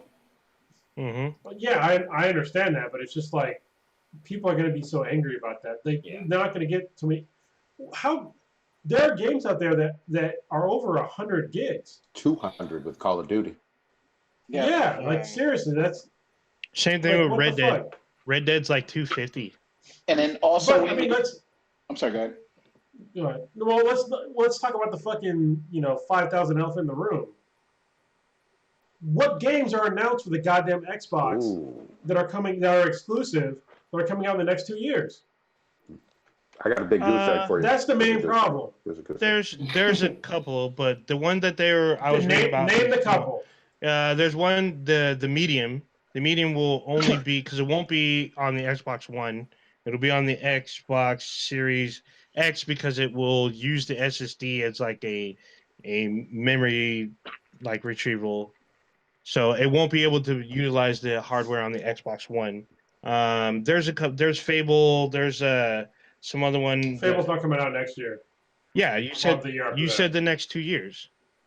Yeah, Fable's not coming out in the next 2 years. Well, It's not. Halo Infinite will be out next year. We'll see. We'll see. We'll see. It got pushed out 2021. So Okay, so you maybe have one game. So name some more, please. I don't have the names of the rest. I didn't. Yeah. There was Microsoft don't I got mean, the names, motherfucker. there was 4 of them that they had that I didn't really because I wasn't interested in them. But still, Yeah. they still have If you're them. not interested and you're an Xbox guy, then nobody's interested. Yeah. So nobody's gonna buy this fucking console. There's literally no reason for you to buy this console. Did There's none. they confirm anything with it? I realize that the cheaper one is much smaller on the storage. I get that. But can I attach an external hard drive with like 10 terabytes Well, yeah, or something for like that? Yes. Yeah. Yes. For You sure. can if you have their previous one if you have your external for your current Xbox One, it will work on the Series X. Well, I'm actually looking at some of the specs, and it looks like the Series S won't be able to do 4K or 8K. I'm literally looking So at. don't worry about 8K. Don't even worry about that. That's just stupid. Yeah, 8K is not nobody. First of all, Well, it can't do 4K there's no either. 8K It can't do TVs. 4K. Okay, well, even 4K, I'm not even worried about that either. Like when you get into 4K, and first of all, most people in America don't have a fucking 4K TV that plays actual 4K. Nope. In 60 frames per second. So just all that, just throw it out the window. And 8K is like super next gen. Nobody has that shit right now, and it's gonna get to a point to where Japan's already tried this. When you get into things that are over 4K, it gets too realistic and people get fucking sick. Dude, it's Gonna be puking in their no one living else talk room. about it. Yeah, no one always talk about it. It That's looks the like- way it is. Like, It looks like the X or the S won't be able to play Blu-rays. Yeah, it's a digital system. Stitch, get in well, here. there's no Stitch, get in drive, here. so yeah. I'm looking at my PlayStation 4 storage menu right now. Fortnite is a 35 gigabyte game. You have Spider-Man is 70. The Division 2 is 100. And also you have to take into factor the other applications that you're using on your Xbox. If you're using it as an entertainment system, you still have Netflix downloaded on there. You have YouTube, Spotify, all these other applications that are taking up memory. Yeah, you can go get, and you're going to have to get, if we're being real about it, an extended hard drive, external hard drive. Sorry. So I just think that's, yeah, you're saving money, but it's sort of like a dumb move to try to. I mean, look, well, let's just be. I'm gonna be fair here, okay? So when the PS3 came out, it had a small hard drive as well. I mean, it was like 80 gigs. Oh yeah, It was really small. PS4 too. The PS4 had smaller hard drives as well. Don't get me wrong, it's more egregious in this day and age because we obviously know that things take up a lot of data. But I understand Microsoft's point of hey, you can get a console on the cheap, and obviously you're paying for cheapness with storage, and I'm pretty sure it's not going to be an SSD. That's 500 gigs. I'm fairly certain it's probably going to be either a spinning disk or a hybrid Nope. drive. Probably a spinning disk. Nope, it is an SSD. It's an SSD? Yeah, Yeah. That's 500 gigs. It's not- 512 gig. It is an SSD. Call of Duty is All right. 192 gigabytes. That's fucking that's Damn, that's that's boom. damn near your hard drive. Hey, Yeah. it's 190 this Oh, week. okay. Wait till next week. Yeah. Exactly. But I mean, I get it. I mean, Microsoft's trying to get in there and trying to get it to the people. Yeah. But they need to have the other side of the story where it's listen, you need exclusive games to get people to the table, and you don't have that right now. That's coming anytime soon. Yeah. So you could say you have the fastest CPU with the CPU doesn't matter. Listen, people that are all you Sims out there, listen. You can have the fastest CPU that you want, but if the GPU is Trash. faster than the CPU, Yeah. so if your GPU isn't up to fucking snuff, and if you don't have any sort of other technology that makes it easier to seek time on the actual hard drive, you can make your CPU fucking, you can make it fucking 4 petabytes fast. It's not even petabytes, but 4 petahertz. That's what it'd be called, petahertz. Wouldn't matter if you can't process it through your video card. So, I'm gonna yeah, keep it. congratulations, you played yourself. I'm gonna keep it even simpler for that ass. This fall, supposedly, and Sony has not released their date, their PS5 launch date quite yet. It may even happen tomorrow. We'll see. It's going though. But hopefully it looks like it will be. But in any event, Miles Morales is going to fucking sell some units. I'm going to tell you that right fucking now. Spider-Verse was a big hit. Obviously, the 2018 Marvel Spider-Man was a huge fucking hit. Being able, and Spider-Man is a hot fucking IP, being able to swing across New York as Miles Morales is going to move some fucking consoles. Full stop. Prodigy, your daughter, is it your daughter or your son? I think one of your kids thinks that Miles Morales is the original Spider-Man. She doesn't know, that Peter was the original. No, one. that's me. That's me. Oh, that's right. Yeah, So, okay. Riley thinks that Miles Morales is Spider-Man. Yeah. I mean, he is Spider-Man, but to her, that's the only Spider-Man. Yeah. Yep, It's Miles. there it is. So everybody else is just like somebody else. Yeah, that's how popular based off of the Spider-Verse. And obviously kids, Kronos knows this quite well, and Stitch will know this in maybe a year or two. Kids watch shit on repeat. And that Spider-Verse movie is very rewatchable. Miles Morales is going to sell some fucking units. Now, Sony has to kick it into high gear. They have to finally release their fucking price, and they have to finally release their fucking date. It is going to be in November. It may be the 10th as well. It may be the 17th, but it's going to be in November, and it's going to be before Black Friday. Mark my words. Yeah. So I wonder if we'll get a let me just PlayStation tell Lite. everybody. Go ahead. I was gonna say, I wonder if we'll get a PlayStation Lite that's going to compete with the Xbox S. Well, we got two versions. I mean, I guess we got Yeah, They already have. They've announced 2 versions. We don't know the price. that's true. So Yeah, one is all that's true. one is all digital, and one has a disc drive. Go ahead, Kronos. So let me tell y'all what exclusives right now to this date that are PS5 exclusives. Okay, so we have Astro's Playroom, which I don't really count because it's like people play it, but it's not like that's not a console seller. Let's be honest. Bug Snacks, which is a time exclusive. Deathloop, which is time. Demon Souls, Destruction All Stars, Ghostwire Tokyo, which is time. Godfall, which is time. I thought it was an exclusive, but it's fine. Goodbye Volcano High, which is time. It's going to be also on the PS4. Gran Turismo 7, Horizon Forbidden West, Oddworld Soulstorm, which is time, which is also on the PS4. Project Thea, Ratchet and Clank Ripped Apart, Returnal, Sackboy, Big Adventure, Spider-Man, Miles Morales, and Stray. So those are multiple titles that and this is actually way more than that. Those are just the exclusives that are being announced. You don't see anything like that from Xbox. That's the main problem. That's why I'm like, I don't know what this is the same thing I had a problem with last time. Is when Xbox, the Xbox One got announced, they focused on entertainment. I'm like, that was a huge mistake. You can rewind the tape on me on this shit. Mm-hmm. From like fucking years ago. I was like, I don't get the point of like Xbox focusing on entertainment when it's a console. Like, don't get me wrong, it's entertaining, but I'm not hopping on my Xbox to watch fucking TV. But not I'm hopping on anymore. the Xbox to play fucking games. Yeah. And it was a huge misstep. They keep misstepping in the same direction, and I don't understand why they keep doing this. So I'm really hoping that some of the studios that they've recently acquired 4 or 5 years from now may turn into some great exclusives. I don't have a crystal ball. I'm hoping for them.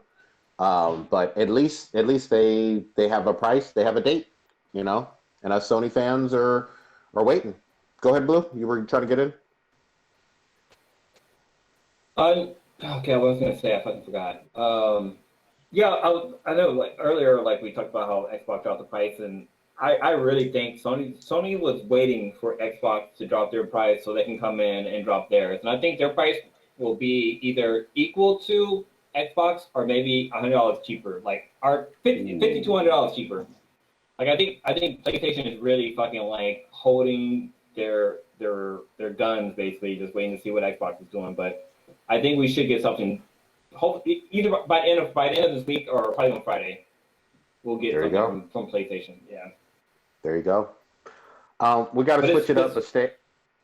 I just say one more thing. This console war is going to be slow, like because of the whole pandemic and everything that's happening. Like we're going to see really low numbers for launch date. I mean, it's going to be some high numbers, but it's not going to be like millions of units sold in a fucking weekend or something like that. It's going to be like maybe the hundreds of thousands. Oh, maybe. You know what I'm waiting on? In America. I'm waiting for Nintendo for the I will just say the Nintendo Switch 2 or the Nintendo Switch Pro. I think Nintendo's in a perfect position to overtake the console wars. Like seriously. Oh yeah, because are you referring to that announcement they were just talking about, like urging the developers to make the games for the Switch in 4K? Yeah, and I think that if you make that shit in 4K, and then obviously downgrade it when it's handheld to 1080p, they're in a good position right now. I mean, obviously Microsoft is not really competitive right now. Sony is, and I think that Nintendo has a chance to really take back. I mean, listen, with the Wii, they fucking outsold everybody. They did. And I think they could low key take it over again with like pulling some bullshit, and they could really do it if they make a console that is at least as playable as the last generation as far as graphics goes, or even like in between the latest generation as well. They can take over because they make things cheaper and they make games that more people play. And I think that's something that both Microsoft and Sony has not really realized, is that Nintendo has made games that are played by multiple generations. And I think that a lot of things that Microsoft and Sony focus on is like really specific to hardcore gamers. And Nintendo's never been on that track, and they've profited from being playable for everybody. Yeah, there's some truth to that. It's all just rumor mill though. Right now, there's nothing confirmed whatsoever about a new console quite yet. We'll see, but we definitely have PS5. We definitely have Xbox right around the corner. And we'll definitely go from there. And there's more Sony exclusives and third parties that are about to drop. I mean, call it. Well, just real quickly, Call of Duty every year. People poo-poo it. People fear it, dread it. Destiny still arrives. Call of Duty gonna be Call of Duty is going to be the best-selling game of 2020, and it drops in November.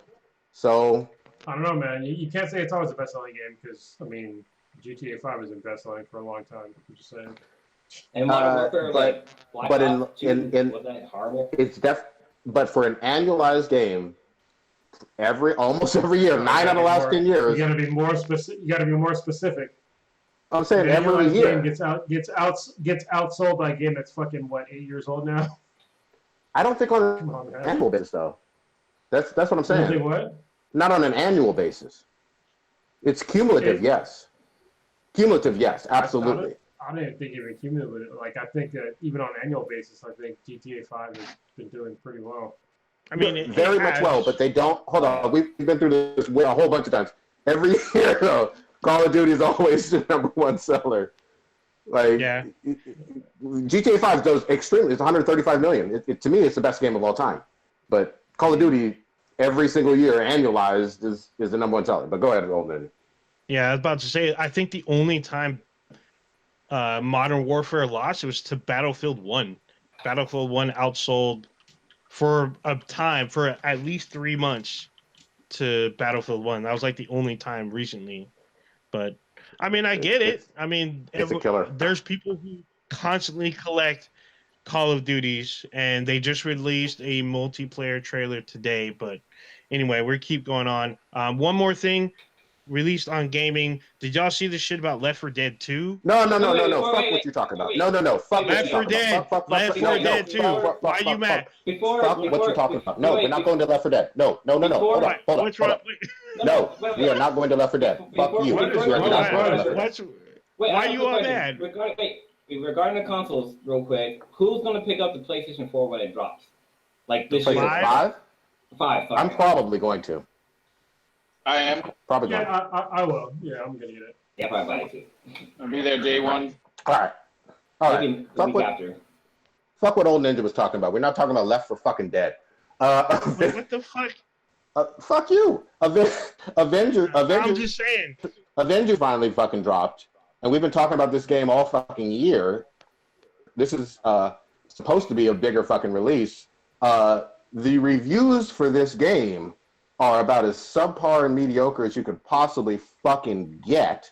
We've talked about this, being disappointed in this for months and months and months. This is just to reiterate, one of the biggest, if not the biggest, comic book IP in the fucking world. The #1 movie, in the history of Hollywood. 4 blockbuster movies, with all 4 Avengers movies. Everybody knows their name worldwide.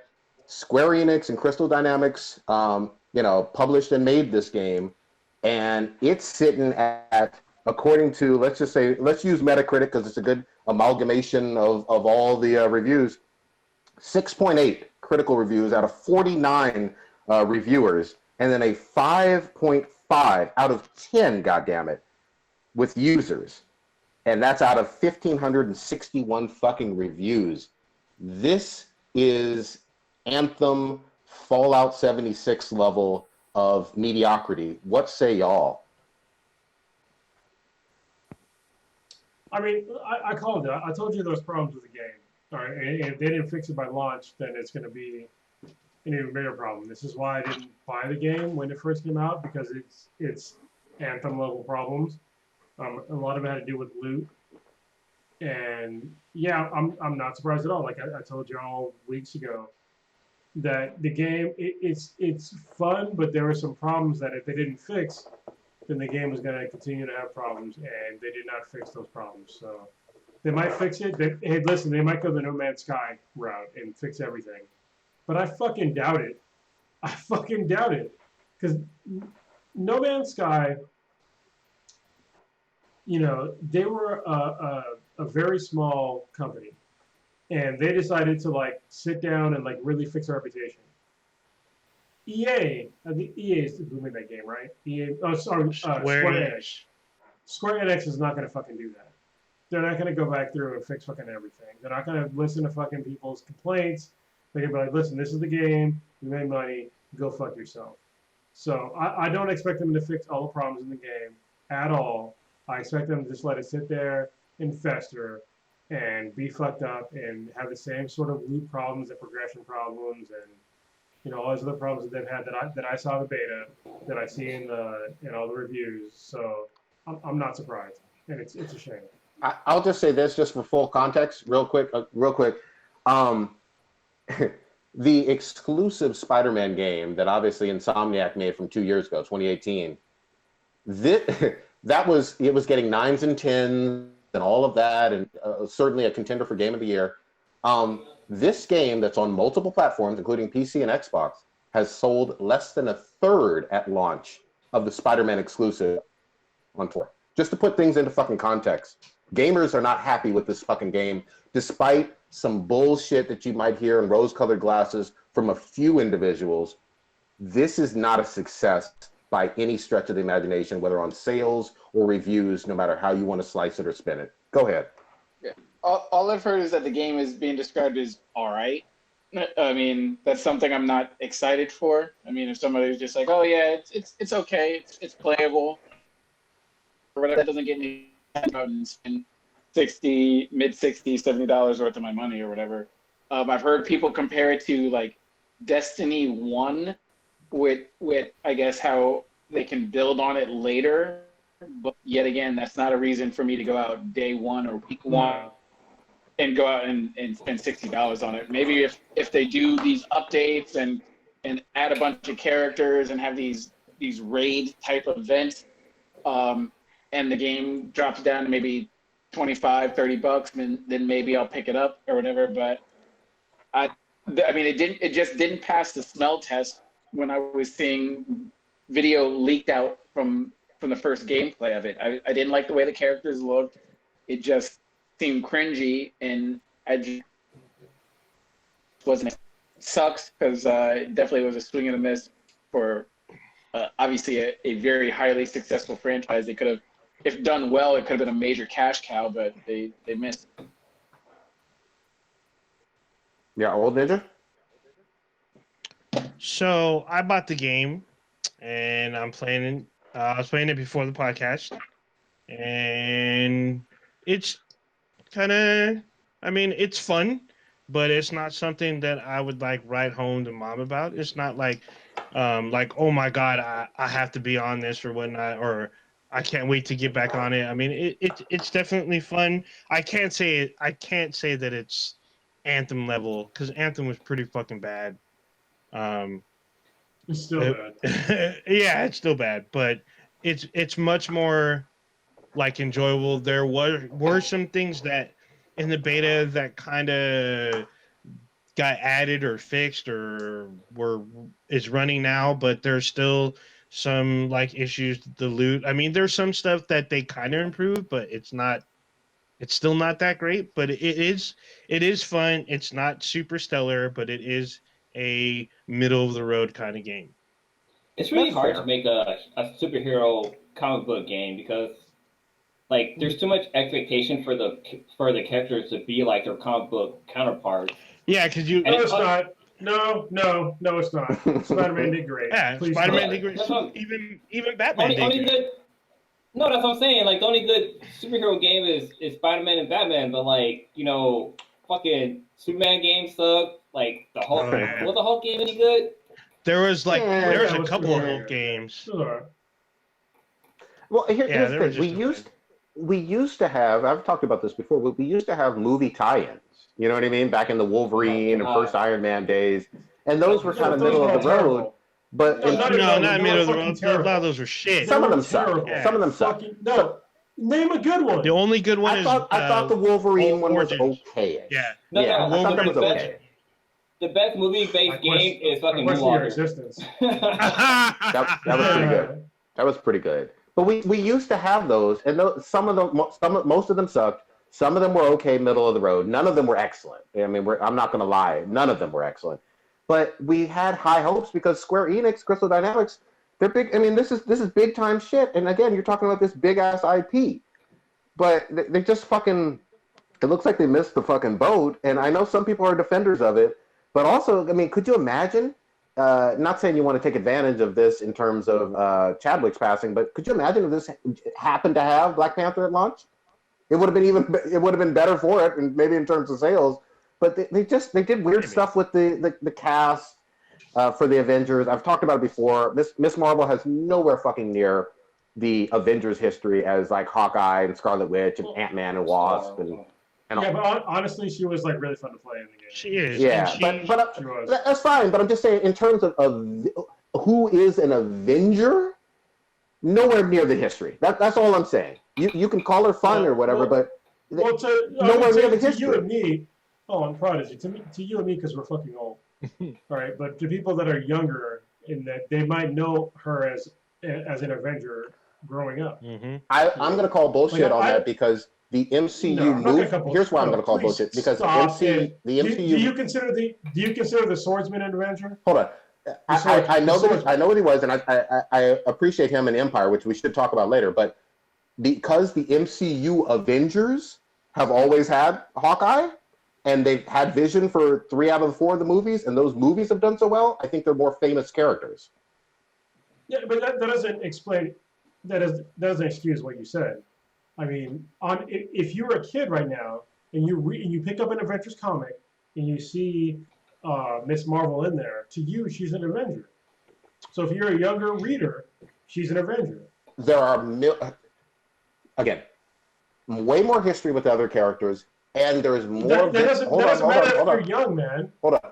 There is more association with Ant-Man, Vision, Hawkeye, with the Avengers than there is with Miss Marvel because of the movies. You can't discredit the MCU. No.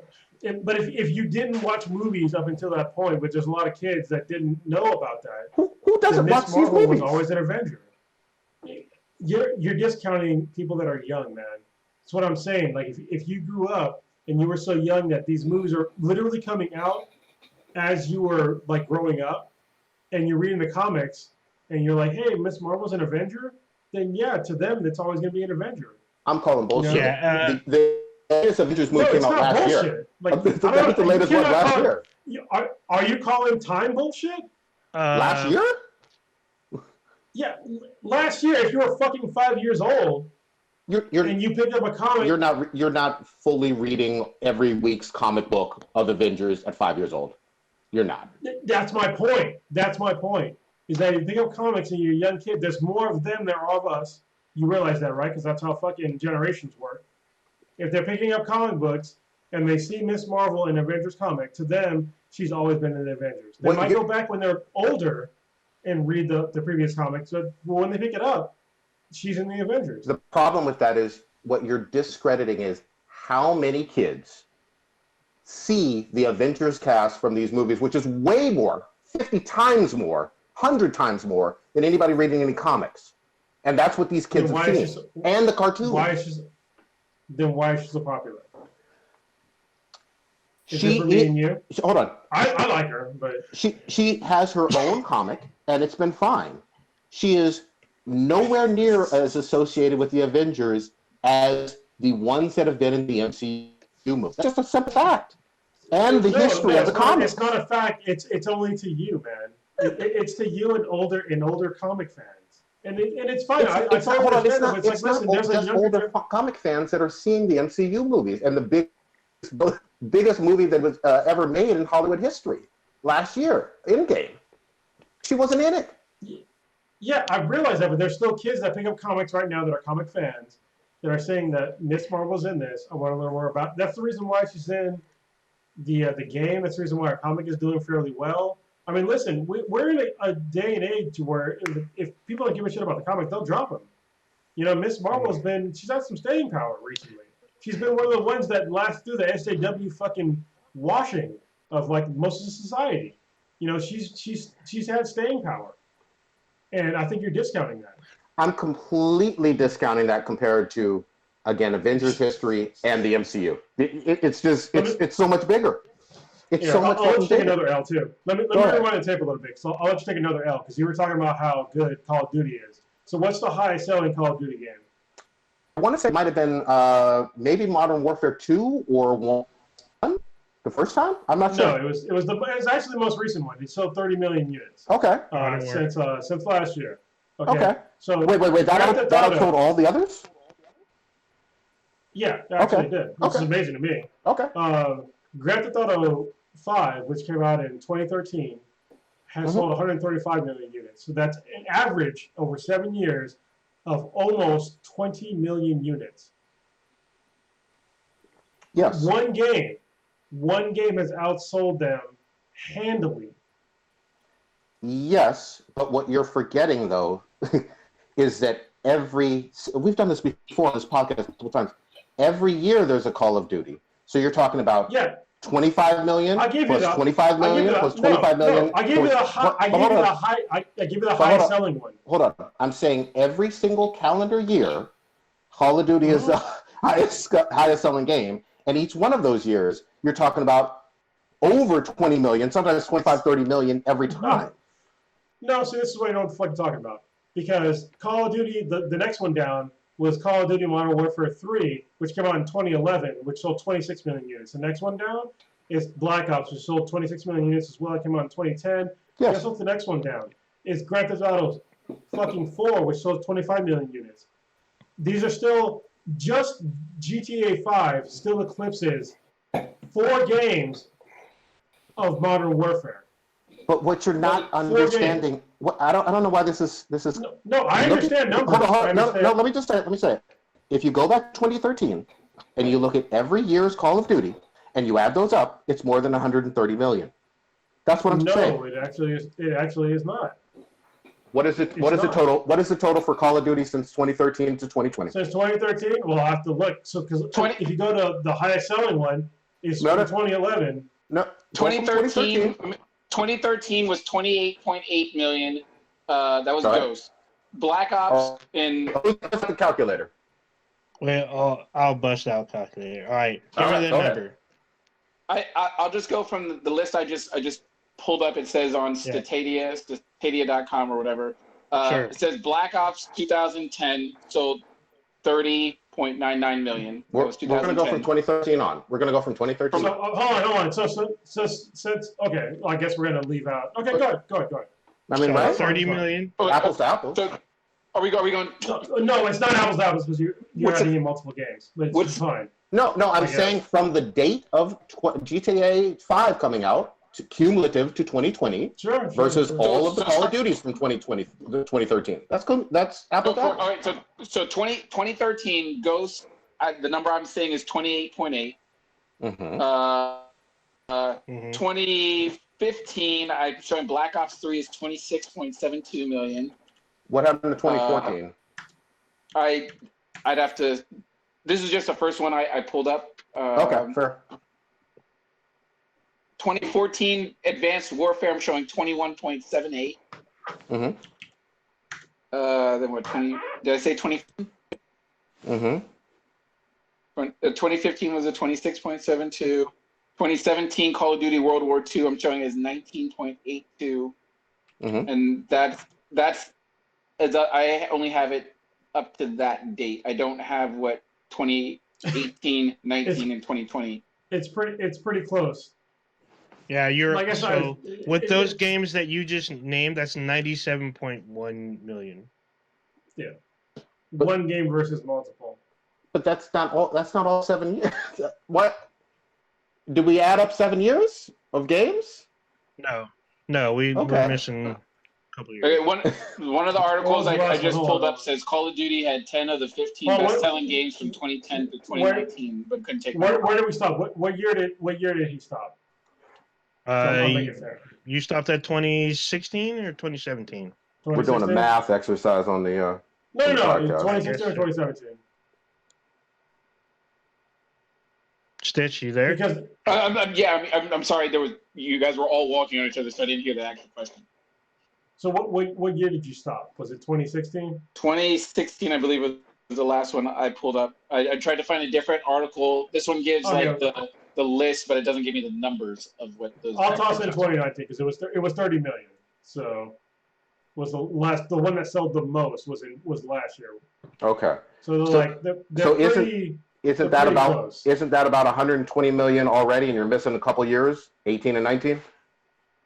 Yeah, that's 127.1 with Okay, last year. so you put That's pretty close. One game versus multiple. yes, Over pretty the close. years. But Call of Duty, when you look at 7 years, it still has more than GTA. Oh, well, if you find those other numbers, then yes. If you don't, then no. It's You can find them. yeah, I I'm mean not they doing the exist. research for you. We know that we've talked about Well, Call of Duty you need on to- this then- actual then show. prove- then prove It's that- more. Then prove that they exist, and you can look up the numbers. And you can fucking put them out there right now, if you want to, but you're not going to. It looks like it's more, but okay, I'll find it out. Maybe in your mind it does, but you need to put those numbers out. Okay. We're looking them up. I don't know, the impression I Go got was that as far as year-based games, like I'm talking about like your Maddens and your hockey, your NFLs and stuff, blah blah blah. Like Call of Duty falls into that category. It's like every year there's a new It's annual. fucking game coming out. Yeah. It's So annualized. if you compare those with those type of games, like yeah, fucking Call of Duty is definitely fucking killing it. But as far as like Well, best-selling fucking console game, like oh yeah, GTA 5 is fucking dick slinging Well, everybody. it's also I'll keep this in my back pocket because I already knew who was going to win eventually. If you look at actual like revenue, GTA 5 hands down oh yeah. wins through microtransactions alone. And I've never spent a single dollar on microtransactions Oh, sure. through Call of Duty through GTA 5, but they've made probably close to billions, I would assume. Oh, through absolutely. for sure. microtransactions. Absolutely. I mean, Yeah, remember, so they crush. I talked about this before. Overwatch under Activision, just like Call of Duty, taught Activision all about the loot box and the microtransaction stuff, the whole paying for cosmetic skins, and they've been using it over the Which I last don't like. couple of years way more than Yeah. previously. But back in 2013, it wasn't anywhere close to the amount of money. And GTA 5 online is a fucking force. I'm not discrediting that at all. It's a cash cow. Yeah. And they're both great games. Here's the thing. I don't hate GTA. Again, I've said it before. I think it's the greatest game of all time. I love it. It's a perfect. But anyway, we got way off the event. Yeah, This- off the this- Avengers game. Yeah, What is This game ain't it. just to sort of Yeah. transition to things that are sort of failing? What's going on with this Mulan controversy? Oh shit! People, I saw our friend Bunnyman is not happy. Bunnyman with went in. Mulan.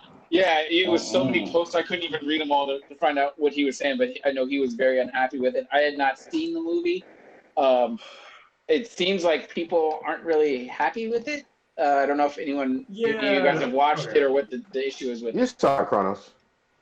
Yeah, I think I'm the only person on the podcast that have seen it. So I wish I'd have grabbed another drink before this happened.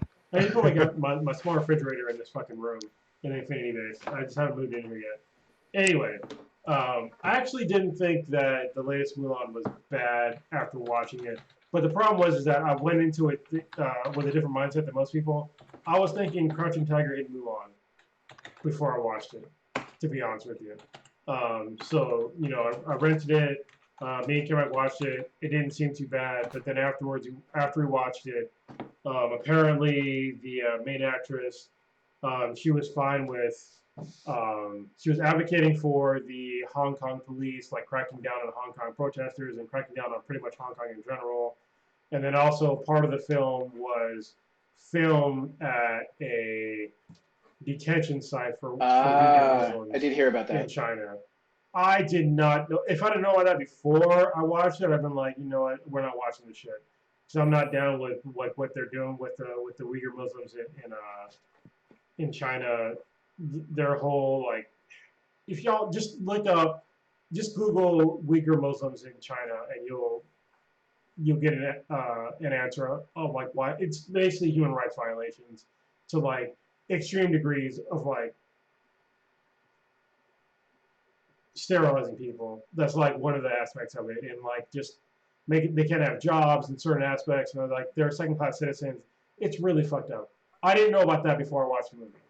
All right, so that being said, actually, I can't even say. I'm not gonna say my thoughts on the movies because of what I learned about after I watched. No, wait, you got to say your thoughts. Come on. Well, no, I mean it's fucked up. It's like if you watch the movie and all of a sudden you knew that. How do I even put it in a fucking certain mindset that people in America would understand? Well, you said that. I mean, essentially, you kind of sort of touched on it. Like, I mean, you said you sort of enjoyed it, but then you found out the crazy shit after the fact that went into the production of it, and it tainted your overall perception of it. So outside of the bullshit, I don't want to say the bullshit because it's legit human rights violation, but outside of the extra that went behind the movie, if that alone was the production value decent, was the acting good, was the cinematography, was the story decent? I mean, so these are the things. So when I went into it, I'll give my honest thoughts. Listen, if people might be fucking mad about this because of the human rights shit. But, all right, so people were mad about Mushu not being in the movie. So for me, Mushu not being in the movie, to me, was okay because when I watched the movie originally, my honest thoughts was that Mushu, to me, after watching the movie, I was like, they did a better job, like, respecting, to me, as, like, a non-Chinese person. Like, respecting Chinese culture more than the Mushu character. So the Mushu character, to me, was like a demigod that they made into, like, a caricature, like comic relief. And it's like, how would you like it if you were watching a movie about, you know, Egyptian culture, and then all of a sudden Anubis was your comic relief? He's like Garfield. Yeah. So after watching the movie, I was like, damn, you know, I like how they kind of paid more attention to and like kind of were more respectful to Chinese culture. They didn't seem to sort of whitewashing. So if you go back and watch the original Mulan, it's kind of whitewashing. It was culturally anyway whitewashed. I'm not saying like the actors, you know, because there were a lot of. I mean, Ming Na Wen was the voice of Mulan. Yep. When she was in the movie, I thought that was fucking great. She's in the movie. Oh shit! That was really cool. But the fact that we have like a veil of just like human rights violations in this movie just kind of fucked me up. But yeah, like the actual movie, if you like kung fu flicks, then you'll probably like this.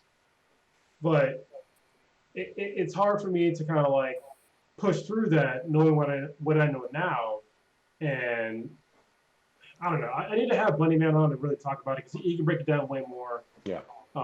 Than I can, and I just, you know, it's hard to really support something that went through all the shit that I just talked about. So y'all haven't watched it, but y'all can talk about your thoughts about I mean, the whole situation. here's what I'm going to say. And again, I'm not trying to represent the Asian American or Chinese community whatsoever. All I will say is the 90s animated movie, I loved. I loved that. Regardless of any of the background, I loved Eddie Murphy making jokes as Mushu. I just did. And I watched with and re-liked it, you know, very recently. I don't typically like a whole lot of live-action remakes from the Disney animated classics, you know, which I consider this certainly one of them. But I didn't have a whole lot of interest in it right off the bat. Even if the theaters were open, I probably wouldn't have watched it, just like I didn't watch Lion King or Aladdin. Go ahead. And you paid $30 for it? What? Yeah, I paid for it. I didn't pirate it. With 4 people, like that's a fucking steal.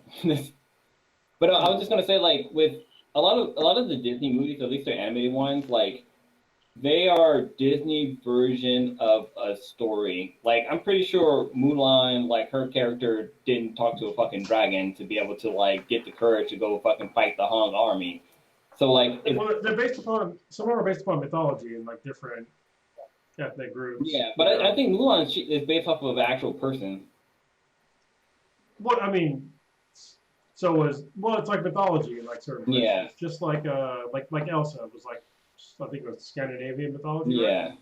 Right? It's Disney's take on that character because they try to make it kid friendly. They keep out like the the horror shit that fucking like for example, Little Mermaid, like that's based off of the Grimm brothers' tale, and like fucking Little Mermaid dies. She gives up her fucking life so Prince Eric could fucking continue living or something like that, and then she becomes some fucking angel or something like that. But the same thing with like Aladdin, like there was two genies and this and that, and like Jafar, I think Jafar still won at the end or some weird shit, but Disney twists their stories for their animation, so you can't really compare the animation version to like a live action version. That's only if the live action version stick to the original fucking story. But I actually don't know if the live action version does that because I haven't seen it yet. But I want to see it. But you know, with all the reviews and the comments coming from people of Asian descent, like it's kind of keeping me from wanting to watch it. I mean, this is another thing too. Is that I've seen a lot of Asians and Asian Americans support, you know, our African American struggles, and for me to pay money towards something for a struggle that they're still going through right now, like kind of made me. I felt bad, Felt dirty. to be honest. Huh? Is that like felt dirty? Yeah. I mean, like they're here supporting us, like paying attention to, you know, our issues here in America. Even people that aren't even Asian Americans, people that are like Asian that live in Asia. You know, there was Black Lives Matter fucking protests in Asia. Yeah. And I paid money that supported a whole group of people that are shitting upon a marginalized group in China. And I felt kind of duped about that. And, you know, obviously it wasn't necessarily my fault, but maybe I should have done more. They did their fucking research. I guess, why didn't I? So I feel bad about that on a personal level, but obviously it was not intentional at all. But yeah, just do your research when you're watching shit. I wasn't aware before I watched it. So yeah. You know, I kind of would like to see what the same Asian people. Try not to sound racist, but I like to see for people who are woke from Asian descent, go back and watch the original Mulan and kind of give their take on that versus the live action one, just to see like, you know, was the animated one still controversial? I mean, there's things in there that kind of was like, you know, okay, this is a little bit too far, but you know, it was back in like the '90s, so they kind of slipped by people's radar. I'm not gonna put words into Bunnyman's face because words into Bunnyman's expressions on Facebook, but it sounds like he had some frustrations. I want to get him on here, but he had some frustrations with people who are behind the scenes as the writers and the directors, as well as the actors, in terms of Asian representation and Chinese specifically representation on this. I briefly saw some of his posts. I thought he made some valid points. And like I said, Kronos, maybe on the Black and Yellow, or maybe on here. Let's have him on. I want to get his views expressed. Yeah, well, this is another thing I thought about after you said that, because obviously I think you said that four of the writers, like four writers that were on there were not Asian at all. But it's also like, listen, in the first Mulan, were any of the writers Asian as well? It's like, probably not. I seriously doubt it. So maybe not. You know, like most of the actors weren't even Asian. Yeah. Voice actors. I mean, I know Ming Na Wen was the voice of Mulan, but it's just like, but it's also at the same time, this is a different day. It's like, obviously, if films were made 50, 100 years ago, they'd have been way more racist. So, I understand that as well. Yeah. Yeah. And this story...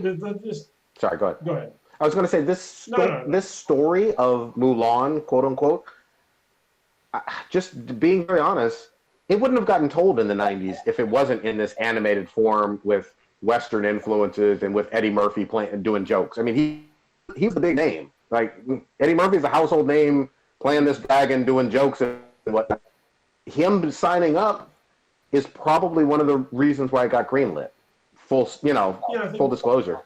So wait, quick thing. So Mulan is a fictional character. She's not an actual person. So just to clarify, go back. people that maybe not don't know in the '90s, if you're looking for any sort of Asian film, it was really like dubbed shit. Like, you know what I mean? It wasn't. It was like super. It was like stuff from Asia that was dubbed over or subtitled Yeah. on tapes, Yep. or not even DVDs. It was on tapes. It was on VHS tapes. You know, like there wasn't really. You know, after Bruce Lee died, there wasn't like a whole lot of like American-made Asian flicks at all. There was a couple, But not but it many. wasn't really at all. You know what was great though? Especially when What was great about the '90s though? Towards the mid to late '90s, obviously Jackie Chan and some of his older movies started blowing up. Like ones he had made, In China. back in the Yeah. '70s and '80s, that people are just Yeah. like, I love Jackie Chan now because I saw Rumble in the Bronx or whatever, and I'm gonna go back and watch his old shit. That was kind of cool. That was a big phenomenon. Yeah, but it was like so far few between. You know, it was kind of amazing. So you have to get like some, you know, for Disney to pick up Asian culture in the '90s was kind of a big deal, Mhm. and it was obviously. I mean, even like to this is what I don't like about people that give Disney like a lot of shit, is that Disney has brought a bunch of different ethnic stories to America that we otherwise not have known about. Like look at even when they catch shit about it. If you look at Aladdin. Moana. Moana. Yeah. Look at Moana. Right. People got like some folks got mad about Moana, but it's like, listen, I didn't know shit about, you know, Polynesian culture or like any sort of that whole area. I didn't know into that culture Yeah. from before. And, you know, that made me like really interested in that culture. Pocahontas. Yeah. Yeah, List a goes whole bunch of on. them. Yeah.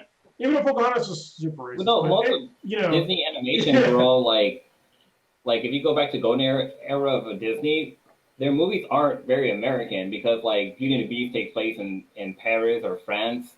it's Fucking, usually folklore. Yeah. yeah, none of them are like based here in America, really.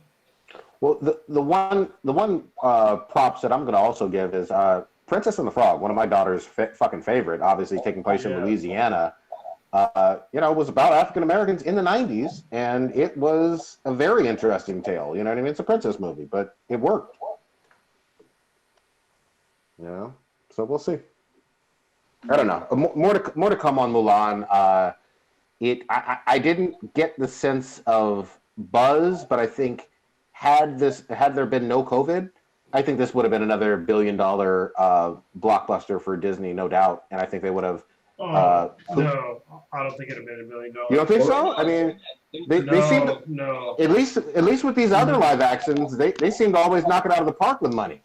No, bro. I mean, listen, it's already getting blowback right now in you know American culture and Chinese. Like, I don't think that film would have done well in other countries. At all. It done well in China, but here in America, it wouldn't have done that well. Dude, right You know, in Europe, probably wasn't going to go that well. right now it's in at 7.5 million on a $200 million budget.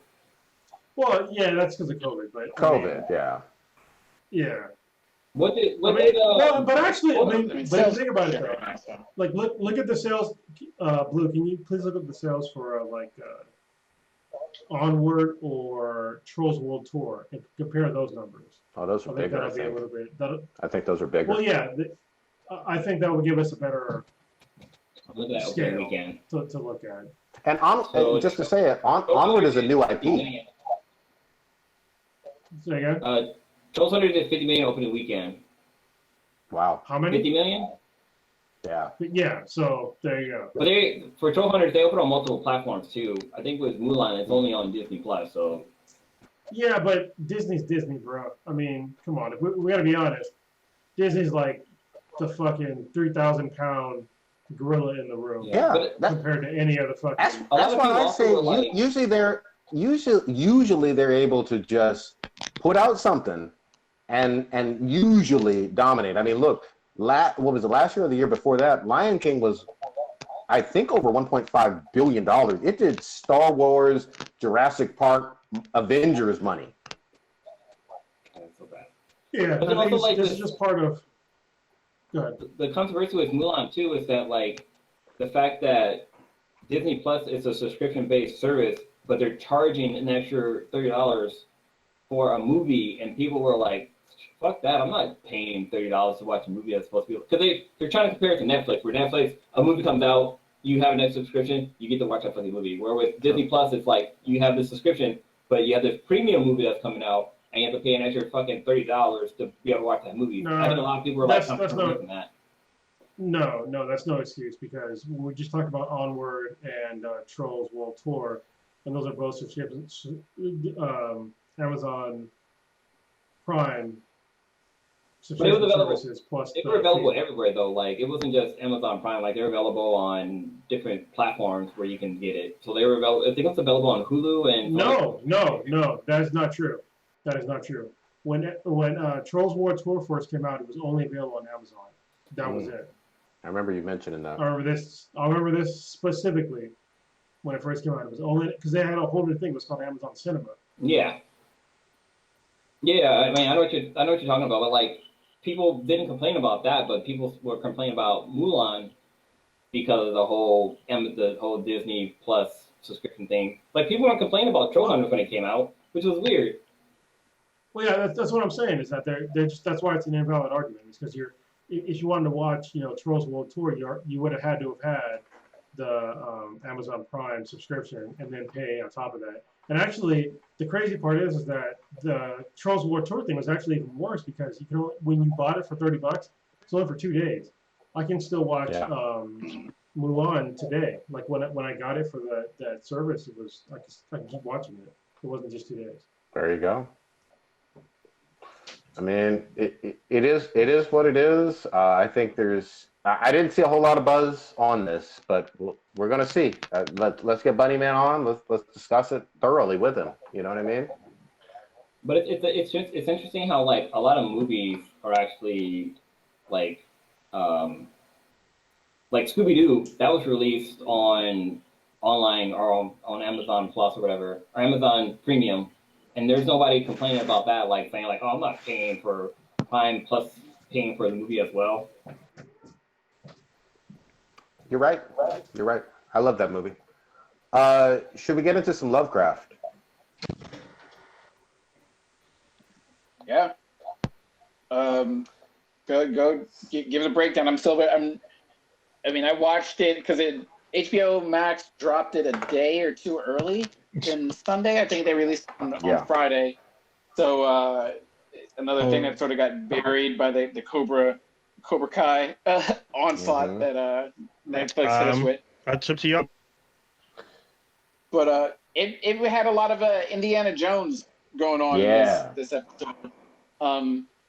There was some crazy stuff, and I'm confused. I still like the show. I have a couple of like red flags in my brain about some stuff, but I'm still here for it. I know we usually set it up and all that other stuff or whatever. Let me just grab the wheel real quick. The thing that trips me out the most, and I can't take credit for this because I saw it online, but I had my suspicions. It seems like everybody's seen the episode, right? We're all up to date. I think so. Okay. It seems like overall Braithwaite is both girl and boy. I believe she is using her wizard. I believe she is using her wizard powers because you never see them in the same place at the same time to be the blonde. I did see something about that. That is interesting. Yeah, and you could also tell in terms of the telegraphing because she's mentioned a whole bunch of times being very, very frustrated with being a woman and not being a son of her dad, the guy who died or whatever in that temple, and the frustrations of being dismissed by being female. And she's like, well, I'm gonna just be a rich aristocratic white man when I need to be, and navigate society through that. And I was like, whoa. So that was to me one of the biggest, not reveals, but like hints about like a big thing. And it was kind of alluded to, and I was like, you know what, that makes perfect fucking sense. It's not 100% confirmed.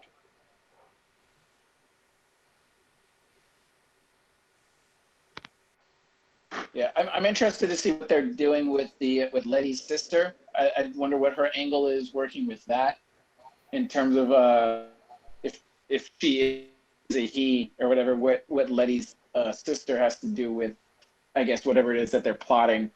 And I'm really confused about that elevator and shit. Like, because from my understanding, they drove to Boston and were underground in some museum, did some traveling for somewhere around 2 hours or whatever. Because remember, they were talking about the time. They walked and teleported back to Chicago. What the fuck is going on? If that was the exact elevator in Letty's house, or how that works, if there's some magic teleportation hole or something.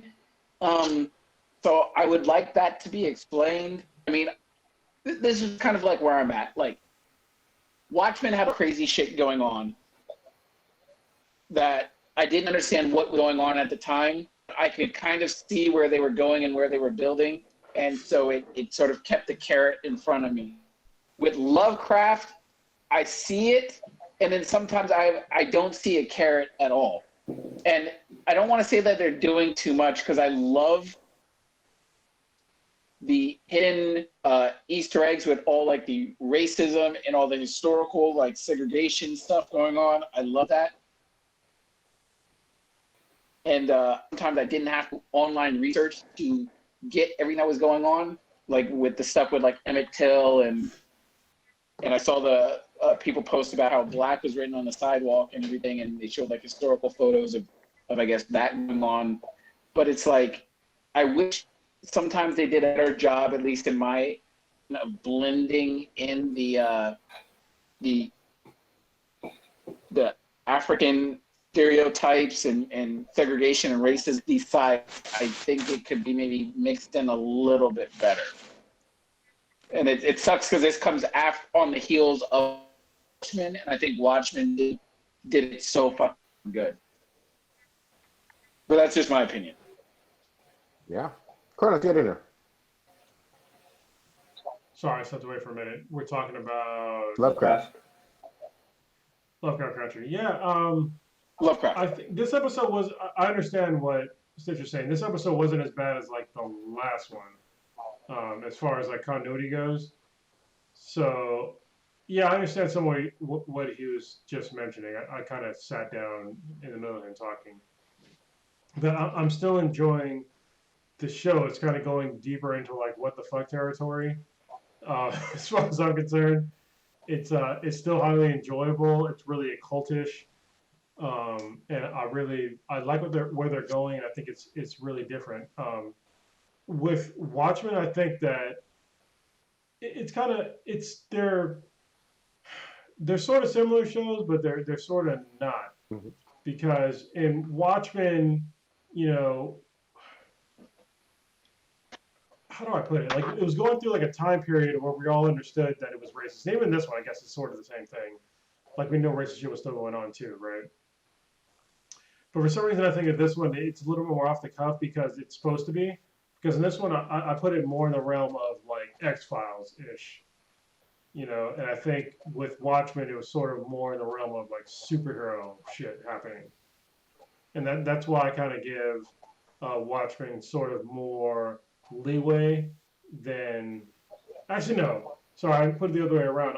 I'll actually give this show more leeway than Watchmen, because Watchmen could do more fantastical shit because we just like ride it away because they're doing like superhero shit. Yep. This one's a little bit more hard because it seems like they're trying to stay a little closer to real world shit, but then also going into kind of like the occult, which is based upon real world shit.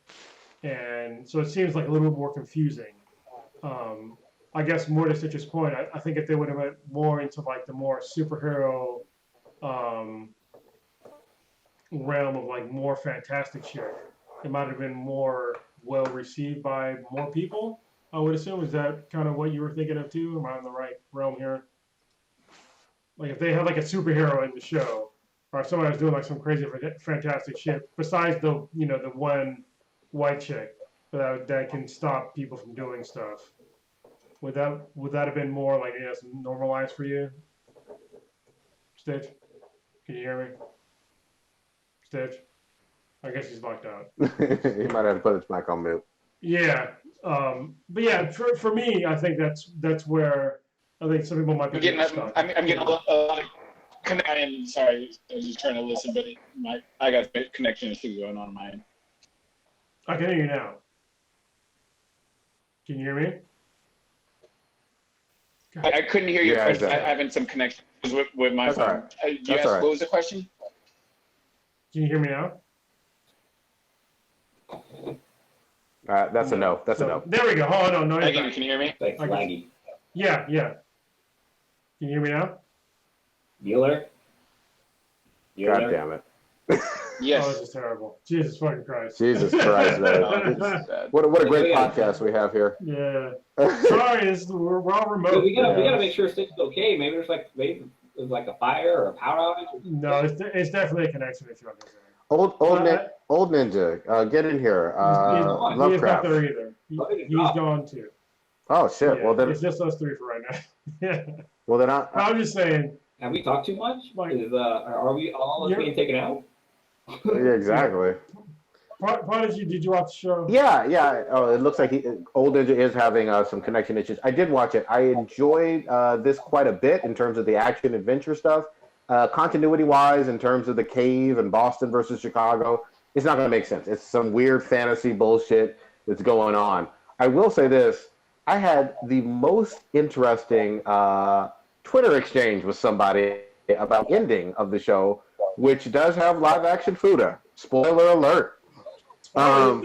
Yeah. And someone was saying there should have, this was on Twitter, that there should have been a trigger warning and someone used one of the characters, Montrose or Tick, said, "What are you?" to a quote unquote trans character.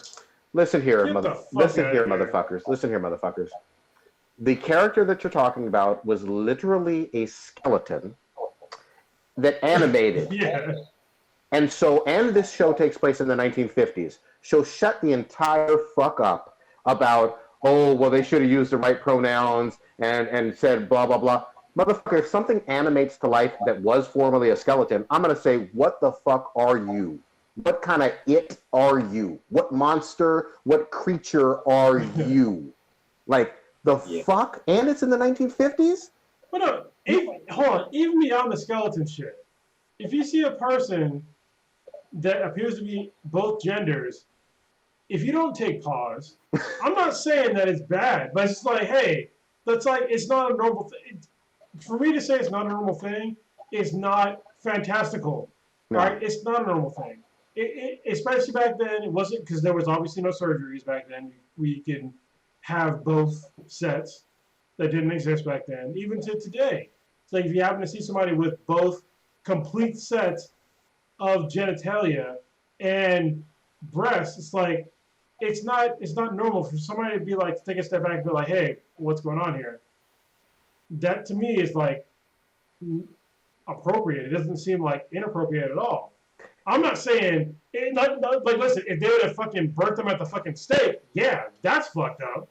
But merely saying that, hey, what's going on here, that's, for you to say that's not appropriate, have some fucking gender pronouns, especially back then, whatever, man. I mean, if I walk up to you and that fucking horse gonna come out of my head, that's not normal. You would be like, what the fuck? Yeah. All right. And Like, what are you? Literally saying, what are you, is the only appropriate response hold on. in that Sorry. circumstance. Prodigy, real quick, I said something that someone might take the wrong way. Go ahead. I'm not calling people that are transgender fucking devils. All right, I'm just, I took some ridiculous thing that I thought in my head, like if I had horns that come out of my head. I'm not saying you're fucking evil. I'm not saying you're the devil. I'm just saying it's a different look than what you're prepared to see when you see a human being. All right? Yeah, and So, especially back then. I appreciate that clarity, because full disclosure, again, you see a skeleton, it animates to life, and then it's fully, and I'm saying it because we don't know what type of creature initially this is, based on the reanimation. And then you see it's a woman in terms of tits and whatnot, and then there's definitely a dick speaking a foreign language, and you're just like, what is going on? The other thing, Yeah. the other aspect of it that people were a little bent out of shape, I think in the super duper too crazy for their own good woke Twitter, was, oh, well, this character that may or may not be trans got killed off. Motherfucker, this was I don't think she's dead. yeah. Or whatever they go by is dead. I'll do that. Yeah, or whatever. They got their throat slit towards the end of the episode. Motherfucker, first of all, when we see this character, it's a skeleton. Second of all, we don't know what's going to happen next, and it also depicts Montrose, who I don't believe is Montrose. I think there's some shenanigans going on there where he's not who he says he is willing to do some evil fucked up shit. So it does fit into the fucking plot.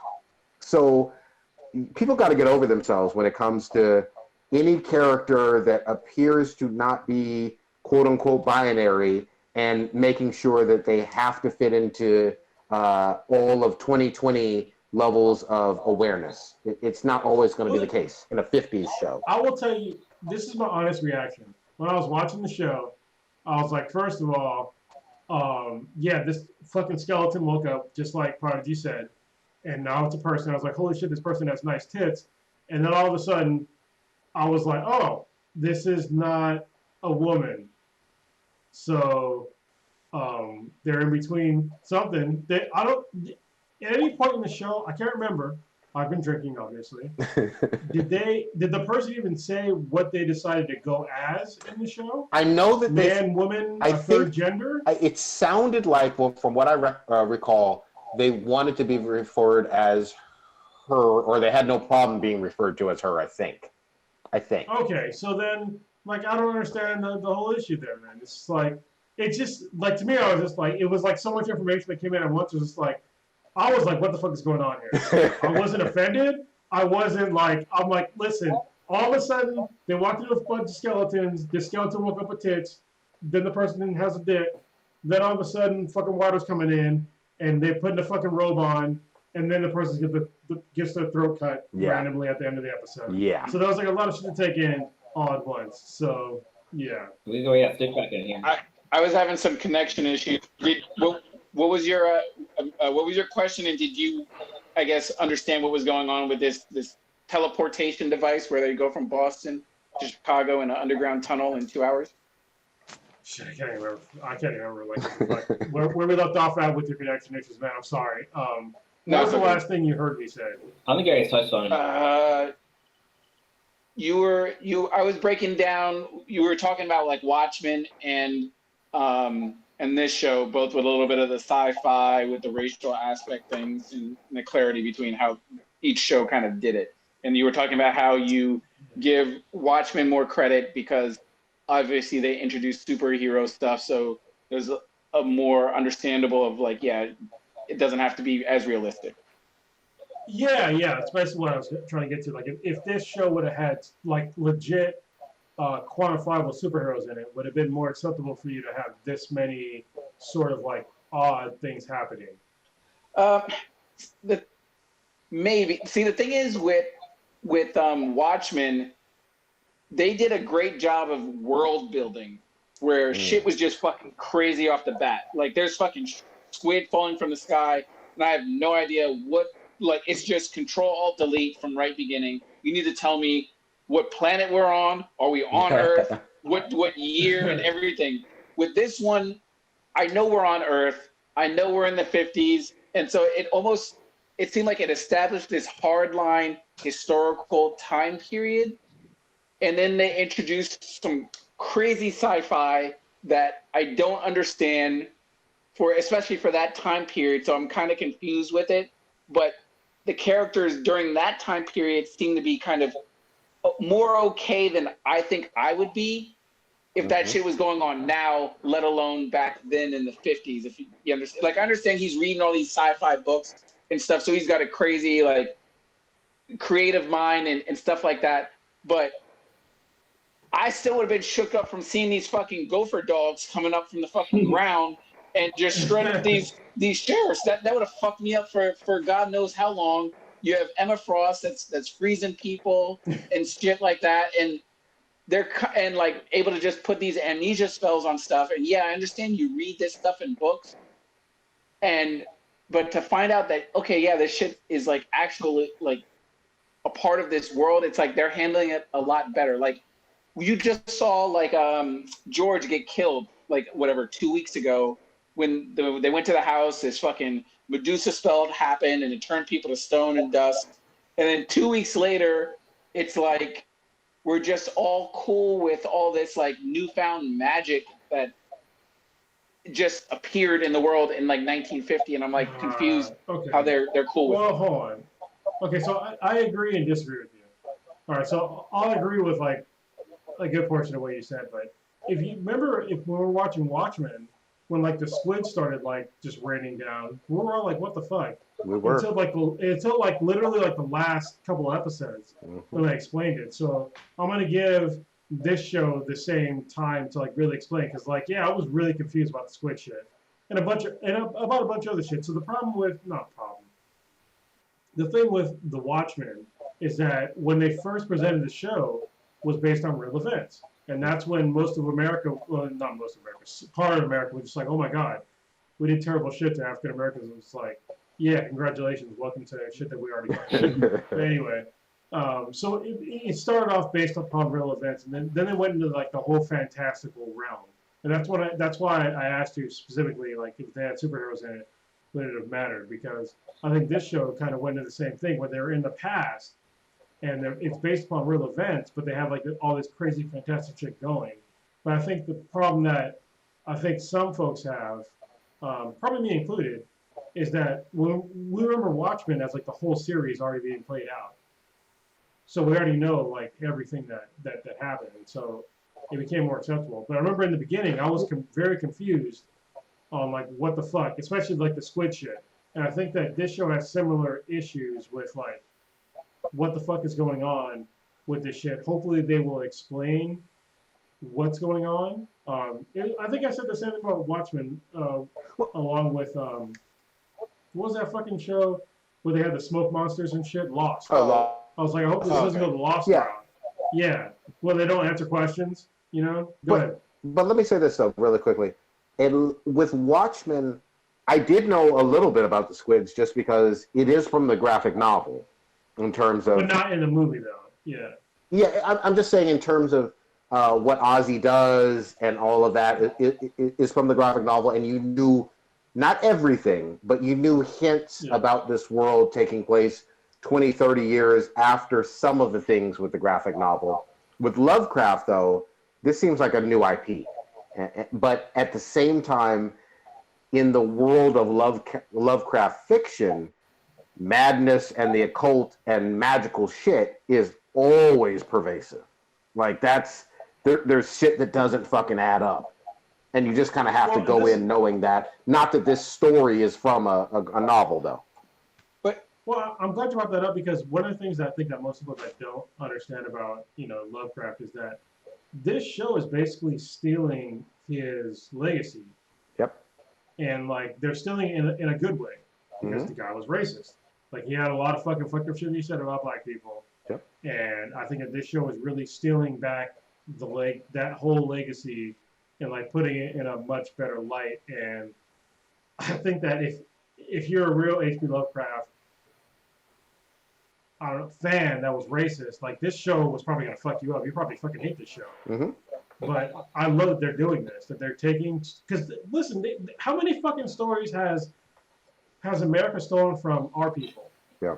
In re-fucking crap. Look at goddamn Gods of Egypt. You know what I mean? Like look at that show, and then think about it from a black person's perspective, like or that movie, and go watch it. Just anyway. Yeah. Go ahead. I'm talking a lot. So my question then is, because with Watchmen, everyone sort of understood that there were these events that happened and all this crazy shit happened in the past. With Lovecraft, at least the way I understand it, the only people that understand that there's some crazy sci-fi shit going on and that actually exists in this world are like Letty, Tick, and these people or whatever. Because it's like I didn't get the impression that those sheriffs knew that there was some crazy ass fucking whatever the fucks were that were going on. And it seems that to be that like with vampires and all kinds of stuff, like it seems like they're the only ones that have any idea that this shit actually exists in the world. Where with No. Watchmen, it was understood that this happened in 1960 with Dr. Manhattan and with Vietnam being the 51st state and this giant squid. This like that was all like factual history. Where it's like this, I just assume everything is normal except for what the small group of people know about crazy sci-fi shit that's actually So happening. this is where I'll disagree. So Letty and Tick don't know shit in this show. Except what And they it's very see. obvious to me. Well, yeah, even what they see, they don't even know. They don't know shit about that stuff. Yeah. I think the people that know about it, they're getting into that whole realm right now. But they don't. Letty and Tick and even in their whole group, they don't know shit about what they're seeing right now, and they're being led into that entire realm. And I think that if the show goes well, they're getting led more and more down to the rabbit hole. But the people that are the gatekeepers are keeping them away from that knowledge. They keep trying to keep them away from that knowledge in the show. I gotta give props though. Juicy Smollett's fucking sister is she's stealing goddamn scenes, man. She might be my favorite part of the show. I like the fact that she was the first on that board. You know, she's leading when it comes to some action adventure stuff. The romance stuff with her and Tick it seems believable. I really like her. I feel like even though she's the co-lead or whatever, I feel like she's taken some shine away from even Tick, and I'm impressed by her. I really am. I like her sister actually a lot too. The thick, darker skinned Yeah. sister. Yeah. Yeah, she's been she's been doing really well as well. Yeah. I like that they have. So listen, just let's be honest. Like somebody of her size and skin tone are normally not people like her usually aren't elevated in a show. Exactly. Let's just be honest. Exactly. And I like that she's an asshole in the show. Yep. And I like that she's unapologetically an asshole in the show, and she has her own agenda. She will do shit that's wrong, and she knows that it's wrong, but it'll elevate her. And I think that's really cool. Yeah. And she's like, "Fuck my sister," because what she did with everything. And I think it's really cool to have like a complicated group of people in the show. So Yeah. You can't say it's a boring show. It's gonna be interesting. I'm gonna keep watching it. I think we all are. Holy fucking shit, man. Should we, unless Old Ninja, if your connection issues are, did you want to weigh in? Are you still on with us? I'm pretty sure. It was just interesting Indiana Jones episode. I liked it. It was weird. And Prodigy, you talked about Christina and William possibly being the same person, correct? Was that right? I'm pretty sure they are. I'm pretty sure that's the same motherfucker. Yeah, that's what a friend of mine thinks too, because we're trying to figure out when do you see them both on the screen at the same time. Yeah. I don't know if that's happened yet. And he brought up the point that how did William know who Letty's sister was when he went to the bar, unless he had already seen this person before. So Yep. We'll see. Did you talk about your food of love or not? Yeah, I already kind of broke it down, and just in terms of the aspect of, people shouldn't be offended by what happened to them and what they were called initially when they were revealed or whatever, because from the time period. Did y'all pick up that there was some like racist slander early on in the episode about native people? Well, yeah, it's racist about the whole fucking show. Well, Yeah. I mean, yeah, but it's Tick's father. Museum. In the museum? No, before that. Tick would be when they plan to leave and they're in the bar. Tick's father says, "We're the Reds in this game," and I was like, "Hold on, did he just say Reds?" No. Hold on. You missed something. The Reds aspect was talking about communists because we're in the 1950s. I thought he was talking about Reds as in Redskins. No. Because you said we're outnumbered and outgunned. No. No. He's talking about communism, Cold War shit. Okay. Yeah. Okay. Thank you, Prodigy. I agree with you. Yeah. There is racist shit in the museum, no doubt about it. And there's racist shit that is pervasive all over. But yeah, this is Reds versus USA shit because they're talking about McCarthyism and all that other stuff. Typical Cold War shit. I don't think at any point in American history that African Americans have really disparaged, Native Americans. That's a pretty rare thing. Yeah. Because we were on the same team for a good long time. Yeah. So, yeah. Agreed in general. Something real quick. I can't talk about the whole thing yet, but next week I'm going to talk about Amazon's show Utopia. Okay. So, You've already seen it? I've seen some of it. Okay. I can't talk about a lot of it, but I see. yeah, the first what I've seen, it could be like their next Boys. So Okay. Ooh, high yeah, praise. but I I'll like talk it. about it more next. I'll talk about it more next week. It's fucking, it's a crazy. So, has anybody seen Raised by Wolves yet? No, it looks I'm gonna good. watch that. I've heard about it. Yeah. So okay, I've watched the first 3 episodes. I'm not going to talk about it, but Why I'm- not? Well, because talk about because it. there's But I'm going to talk about it. well, it's because there's 3 episodes. 3 episodes dropped, and there's a lot to cover. And I'd rather get y'all's input because there's a lot that they cover. No, I wanna I see would it. like your input of if it was good or not. That's what I would like. So Did you like it? I do like it because it's new Okay. sci-fi, but it's Ridley Scott. It does have like a Prometheus kind of feel to it, but then it slides into basically a war. It basically comes down to a war between people with faith and atheists, and they haven't gone too deep into it, but I know later on they will. They kind of just touched on them about around the 3rd episode, so it's been Good interesting so far. Who is this? This is Amazon. HBO? This on This is- HBO Max. Okay. Yeah, but actually, you can watch the first episode on YouTube. Actually, Yeah. Oh, there you go. Nice. Yeah, So if y'all want to watch it for free, see if you're into it, watch it on YouTube. there you go. I'm So gonna. just the premise of the show is basically like there's like humanity is their kids are being raised by fucking like androids or some shit like that. From what I understand from the trailers, but Yeah, but it's Yeah. so much more than that. Yeah, it baits you with that, but it turns into a war between the faithful and atheists, and basically Earth is destroyed because of it, pretty much. So it's twist on religion. I'm Yeah, gonna, there's We don't know atheists are fucking violent. I'm gonna say this because it dropped just literally today. That Dune trailer is that hot fire. I'm Oh, interested. yeah. Shit, yes. I put that on our Facebook page.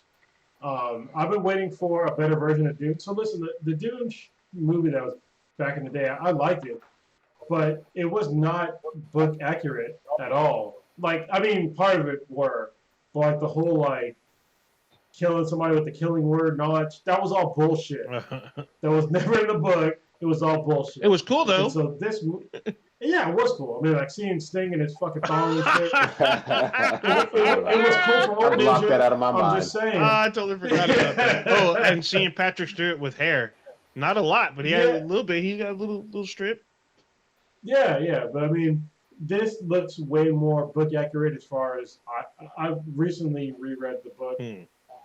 So this seems way more book accurate to me. The only thing I didn't see was like the knives going in slow to get past the shields. I didn't see that specifically, but the way they were moving seemed like book accurate.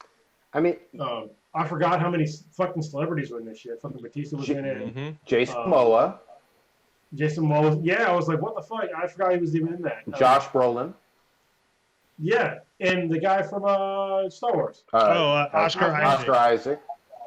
Yeah, it looks fucking amazing. So I'm really looking forward to learning more about this and watching it at home, and not in theaters, because fuck the problem. Nah. Yeah, I was kind of apathetic about like the concept before seeing the trailer. The trailer convinced me right off the bat. It looks Mad Max on steroids ish, and and with more sci-fi, and I'm down. And the worms looked amazing. I'm like, oh shit, they look even bigger than the original. So I'm like, oh, Yeah, this, that's the way it's supposed to be. It's supposed to be like gigantic. oh, Yeah. so nice. I can't wait. This is coming out in December, supposedly September of this year. So God We'll see. damn. Yeah, Hey, we just gonna need some good jump things. back onto Troll Hunters. So, Oh, did you watch the latest? so Troll Hunters is available on Hulu right now. But actually, when it was released, it did come out on Amazon Prime, Comcast, Apple TV, Vudu, YouTube, and DirecTV. So it wasn't just a Amazon Prime exclusive content. Wait, but Blue, have you watched the latest? There's a new series. Have you watched it? Oh, which one? Troll For Hunters. Troll Hunters. Oh no, I tried watching it. It actually wasn't that great. Like it, Oh, Jesus, all right. like I watched like episode 1 or 2, and it was like I couldn't do it. Okay. And actually, I didn't mean to say Troll Hunters. I meant fucking Trolls World Tour. Yeah, it was available on those platforms, so it wasn't just Okay, hold on. That is completely fucking different from Troll Hunters. Holy shit. Well, they both have trolls in it. Fucking shit, Blue. Yeah, but yeah. And actually, Trolls World Tour actually made 95 million through That's a streaming hit. in the first. That's a lot of fucking money. That's a great amount of money. Yeah. Okay. If we don't have any B than BTIs, I'm gonna pause. Actually, there was one from last week. Okay. Weird fella. He says, "Do you think there are animated shows that would work well as live action projects?" And I think it was mainly regarding the whole Mulan verse. It might have been Mulan, but it might have been also the Last Airbender live action that they're working on. Now we're touching on that topic Again? What say y'all? I think some properties work better as TV shows than movies. Well, it's live action versus animated though. Yeah, I think it's like TV shows. Yeah, I mean, like a live action. So let's say y'all talking about live action Avatar. You think the whole story can be told in a 2-hour movie? Oh no, definitely not. But I think the topic we were talking about was the live action version of The Last Airbender, where it's going from an animated TV show to a live action TV show. Yeah. So what animated TV show you think would make a good live action TV show? So I think that's kind of the wrong question. I think that the right question would be, when will filmmakers and showrunners take animated series more seriously to make it in live action? I think that's the right question. Until that question gets answered, you can name all the shows that you want that were animated. They're still going to be made shit in the live action until you get a decent person to put in the right amount of time to understand the show that they're basically remaking, and put in the right amount of budget and the right actors to do it. To this day, there's been very few, if any, animated shows that have been made live action that any showmaker has done any serious sorts of work into. And it shows by both the ratings and the viewings. So y'all could talk about that more if you want, but Yeah. this is my thoughts. I mean, I'm gonna say this. Not that I'm a big fan of this franchise, but in terms of money, and yes, it's been comics, yes, it's been cartoons, so it's not a direct one-to-one relationship. But the live-action Transformers made a shit fucking ton of money. A couple of those made $1 billion. Again, not my favorite. Trash. That's kind of true. My favorite movie, but I will confess though, in terms of a live action adaptation, loose adaptation, those early Ninja Turtle movies, when I was 10 years old, holy fuck did I go hard for them. Go Ninja, go Ninja, go. Yeah. No, but that wasn't the question that he asked, though. Yeah, do you think that there are animated shows that would work well? I don't think that I don't like live action adaptations. I can't think of any others that would work very well. I think that in general, what you need to do with anime and cartoons is leave those in animated forms and then make, like Spider-Verse or Mask of the Phantasm or some others, make a animated theatrical release. I think that's almost always the better approach. But I think that there have been a tiny fraction of examples that have worked as live action movies that from franchises that have already been established back in the day. Yeah, I feel like maybe Thundercats would make a good live action. No, after watching Cats, no, that wouldn't fucking. I was about to say Cats. That's Dude, Cats was two fucking totally different. horrible. They're gonna have Thundercats with assholes. God, Cats is so fucking bad. But yeah, I can't think of an animated series that would make a great live action TV series based off what Cronus said. Like it's basically somebody knowing the material, having the budget, the creativity, and like be able to do like some of the special effects to kind of live up to the animation. Like it's damn near impossible. It's possible, but For now. almost impossible. Yeah, yeah. I mean, I'm pretty sure Ooh. Disney's gonna make a fucking live action Coco and Moana pretty fucking soon. You know what I was going to say though? What could work potentially? This is just speculation, pure speculation. But I love the fucking Castlevania Netflix cartoon, and Oh, okay. Beats. I Yeah. think you could potentially You could, make a cool. good live action adaptation with vampires and underworld Blade style awesomeness. Only if Sam Dietz is involved. I There don't you see it go. working without him. Well, the thing with Sam Dietz though is that when we had him on the show, he's an actual like Nerd. fan of the series. Yeah, Yep. he's You know what I mean? I think that's one of the main things. Like he appreciated and loved the actual game, and so he decided to make the game into a show. But I think that most of these people that are making these adaptations, they're not fans of the original work. Yeah. They're getting paid to remake it, but they're not fans. So that's when you see somebody like Sam Dietz come up, and when he's like, it was clear to us anyway, Yeah. when we interviewed him, that he was in love with the game way before he decided to make the show.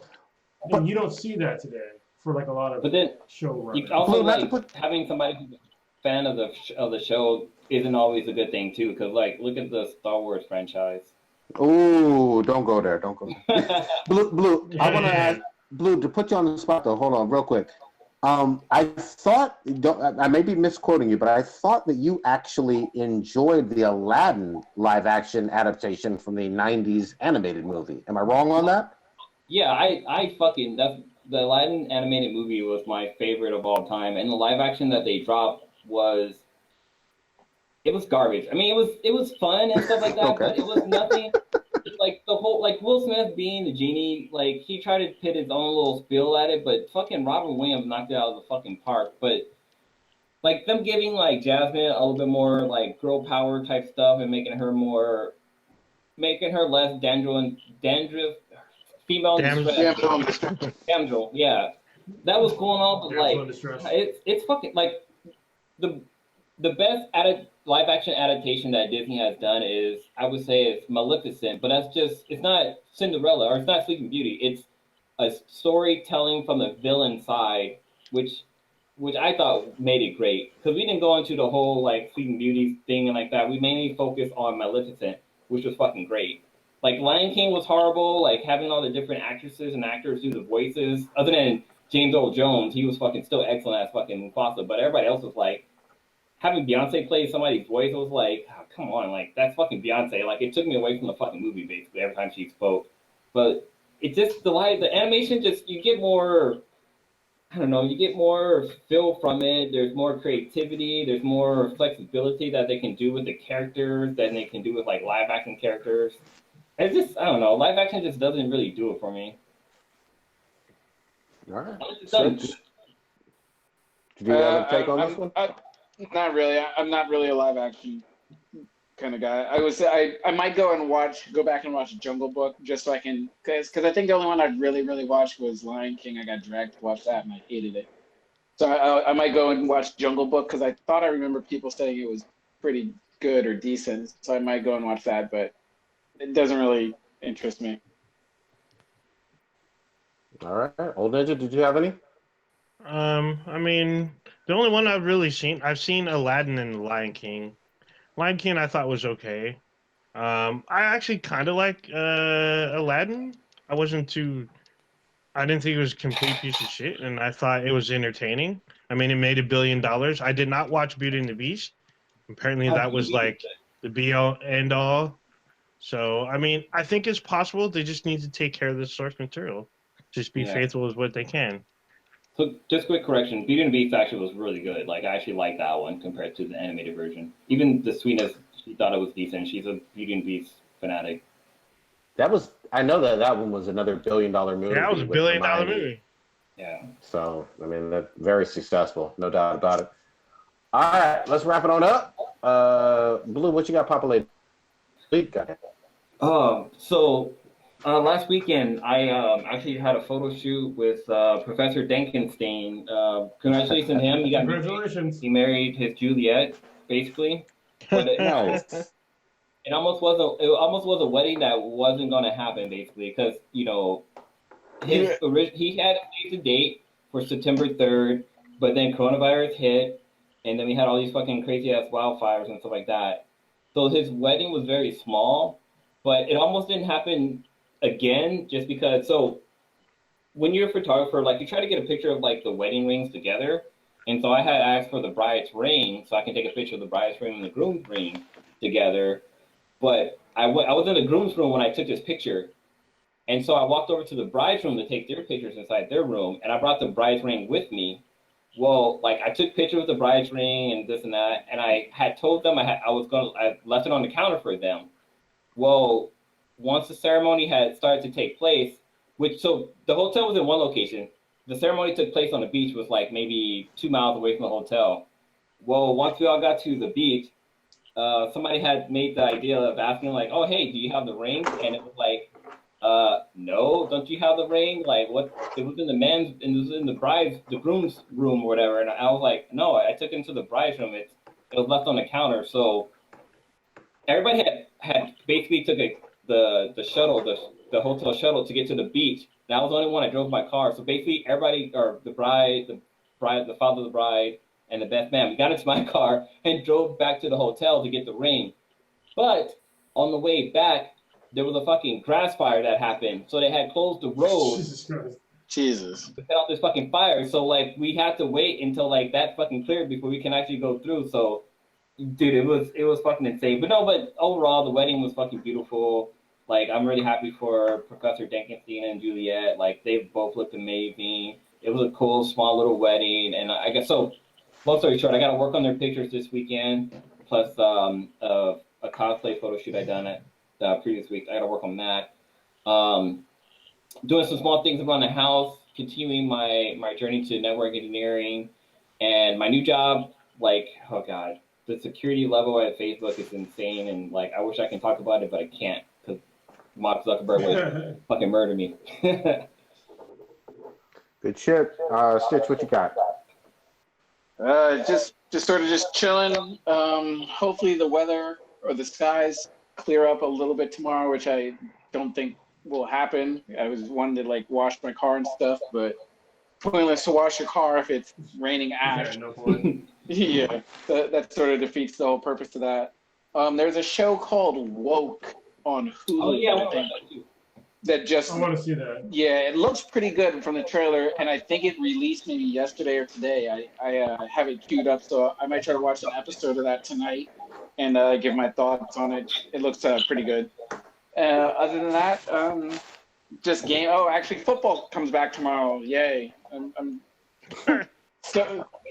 It's such a weird fucking time. It's like I love sports, but I've been so uninterested in everything going on with sports right now, just because real life has just gotten so fucking crazy. And next week, I got my I guess my notification from Alameda County explaining how the whole voting process is going to take place and stuff for like election day. And unless you've been living under a rock, you understand all this crazy shit's been going on with like the postal service and polls and all kinds of stuff like that. So I'm trying to sort of figure out what is the best way for me to go about voting.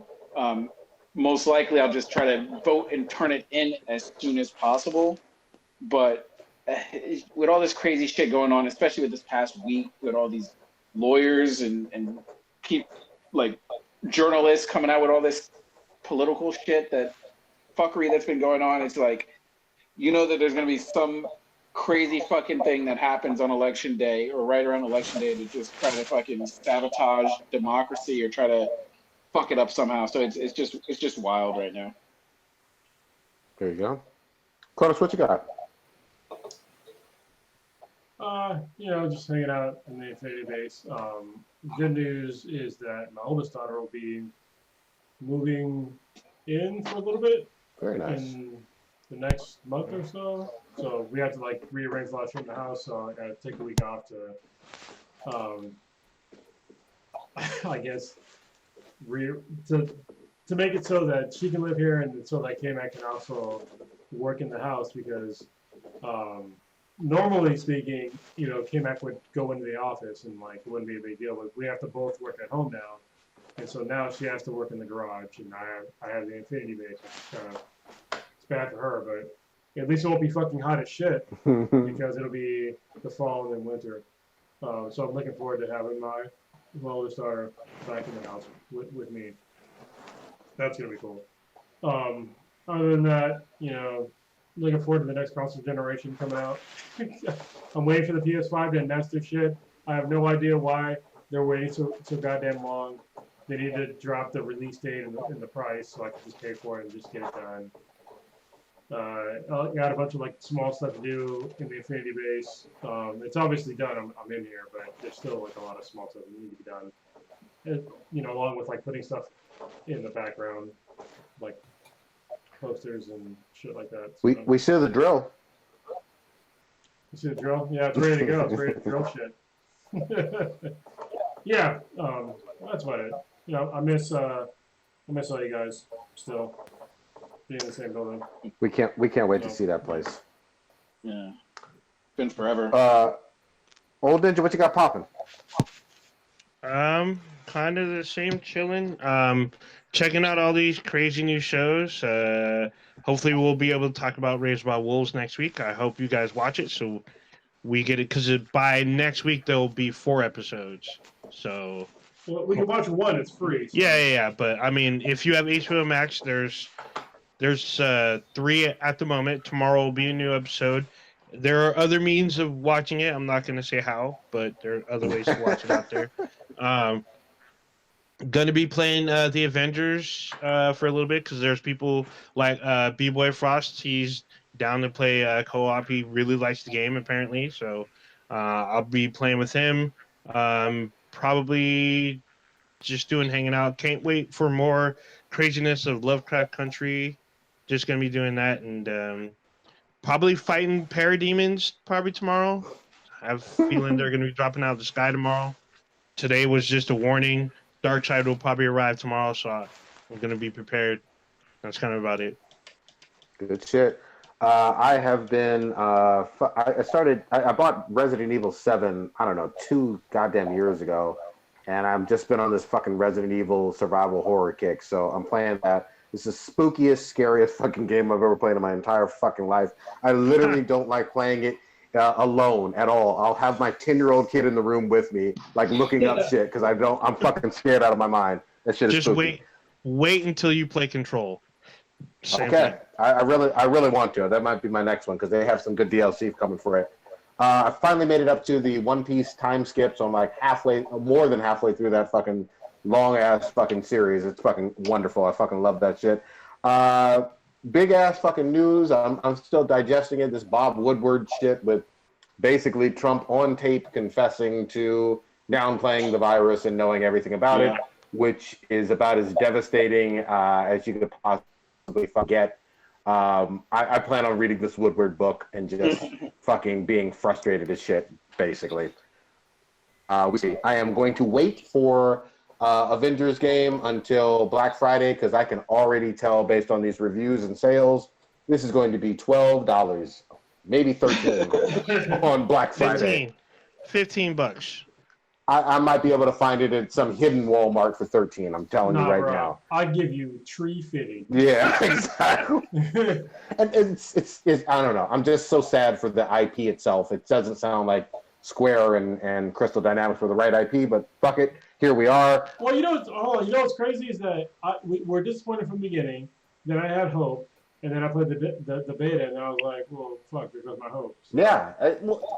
And here's the thing too. I'm sorry, I know we're rehashing stuff, but look, Spider-Man 2 years ago restored my faith in like comic book IPs being on the consoles and whatnot.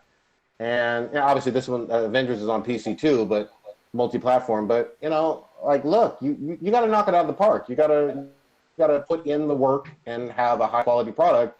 And maybe this one is okay. Maybe it's fun-ish, but you can't tell me that Marvel, Crystal, and Square are pleased with these reviews, both from users and critics. It's just not the case.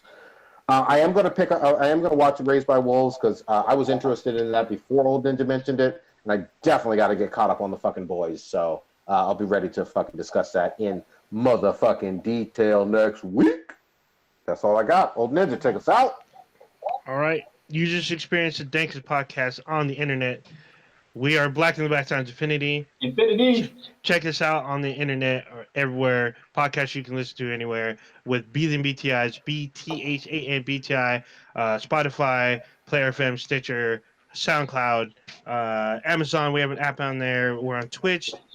We're on Radio Republic. What was the two? We got 2 new ones now, don't we? Is there 2 new ones? We can't talk about them. Oh, we can't talk about it. We got some secret shit for your ass. Fight Club on that ass. Check out our official website, benhadproductions.com/BTI. And of course, on YouTube, every Wednesday night, 8:30 Pacific. Check us out. Leave a comment. Skeet in her throat. Strike first, strike hard. Show no mercy. Damn. All right, we're out this bitch. Sure, for sure. Peace.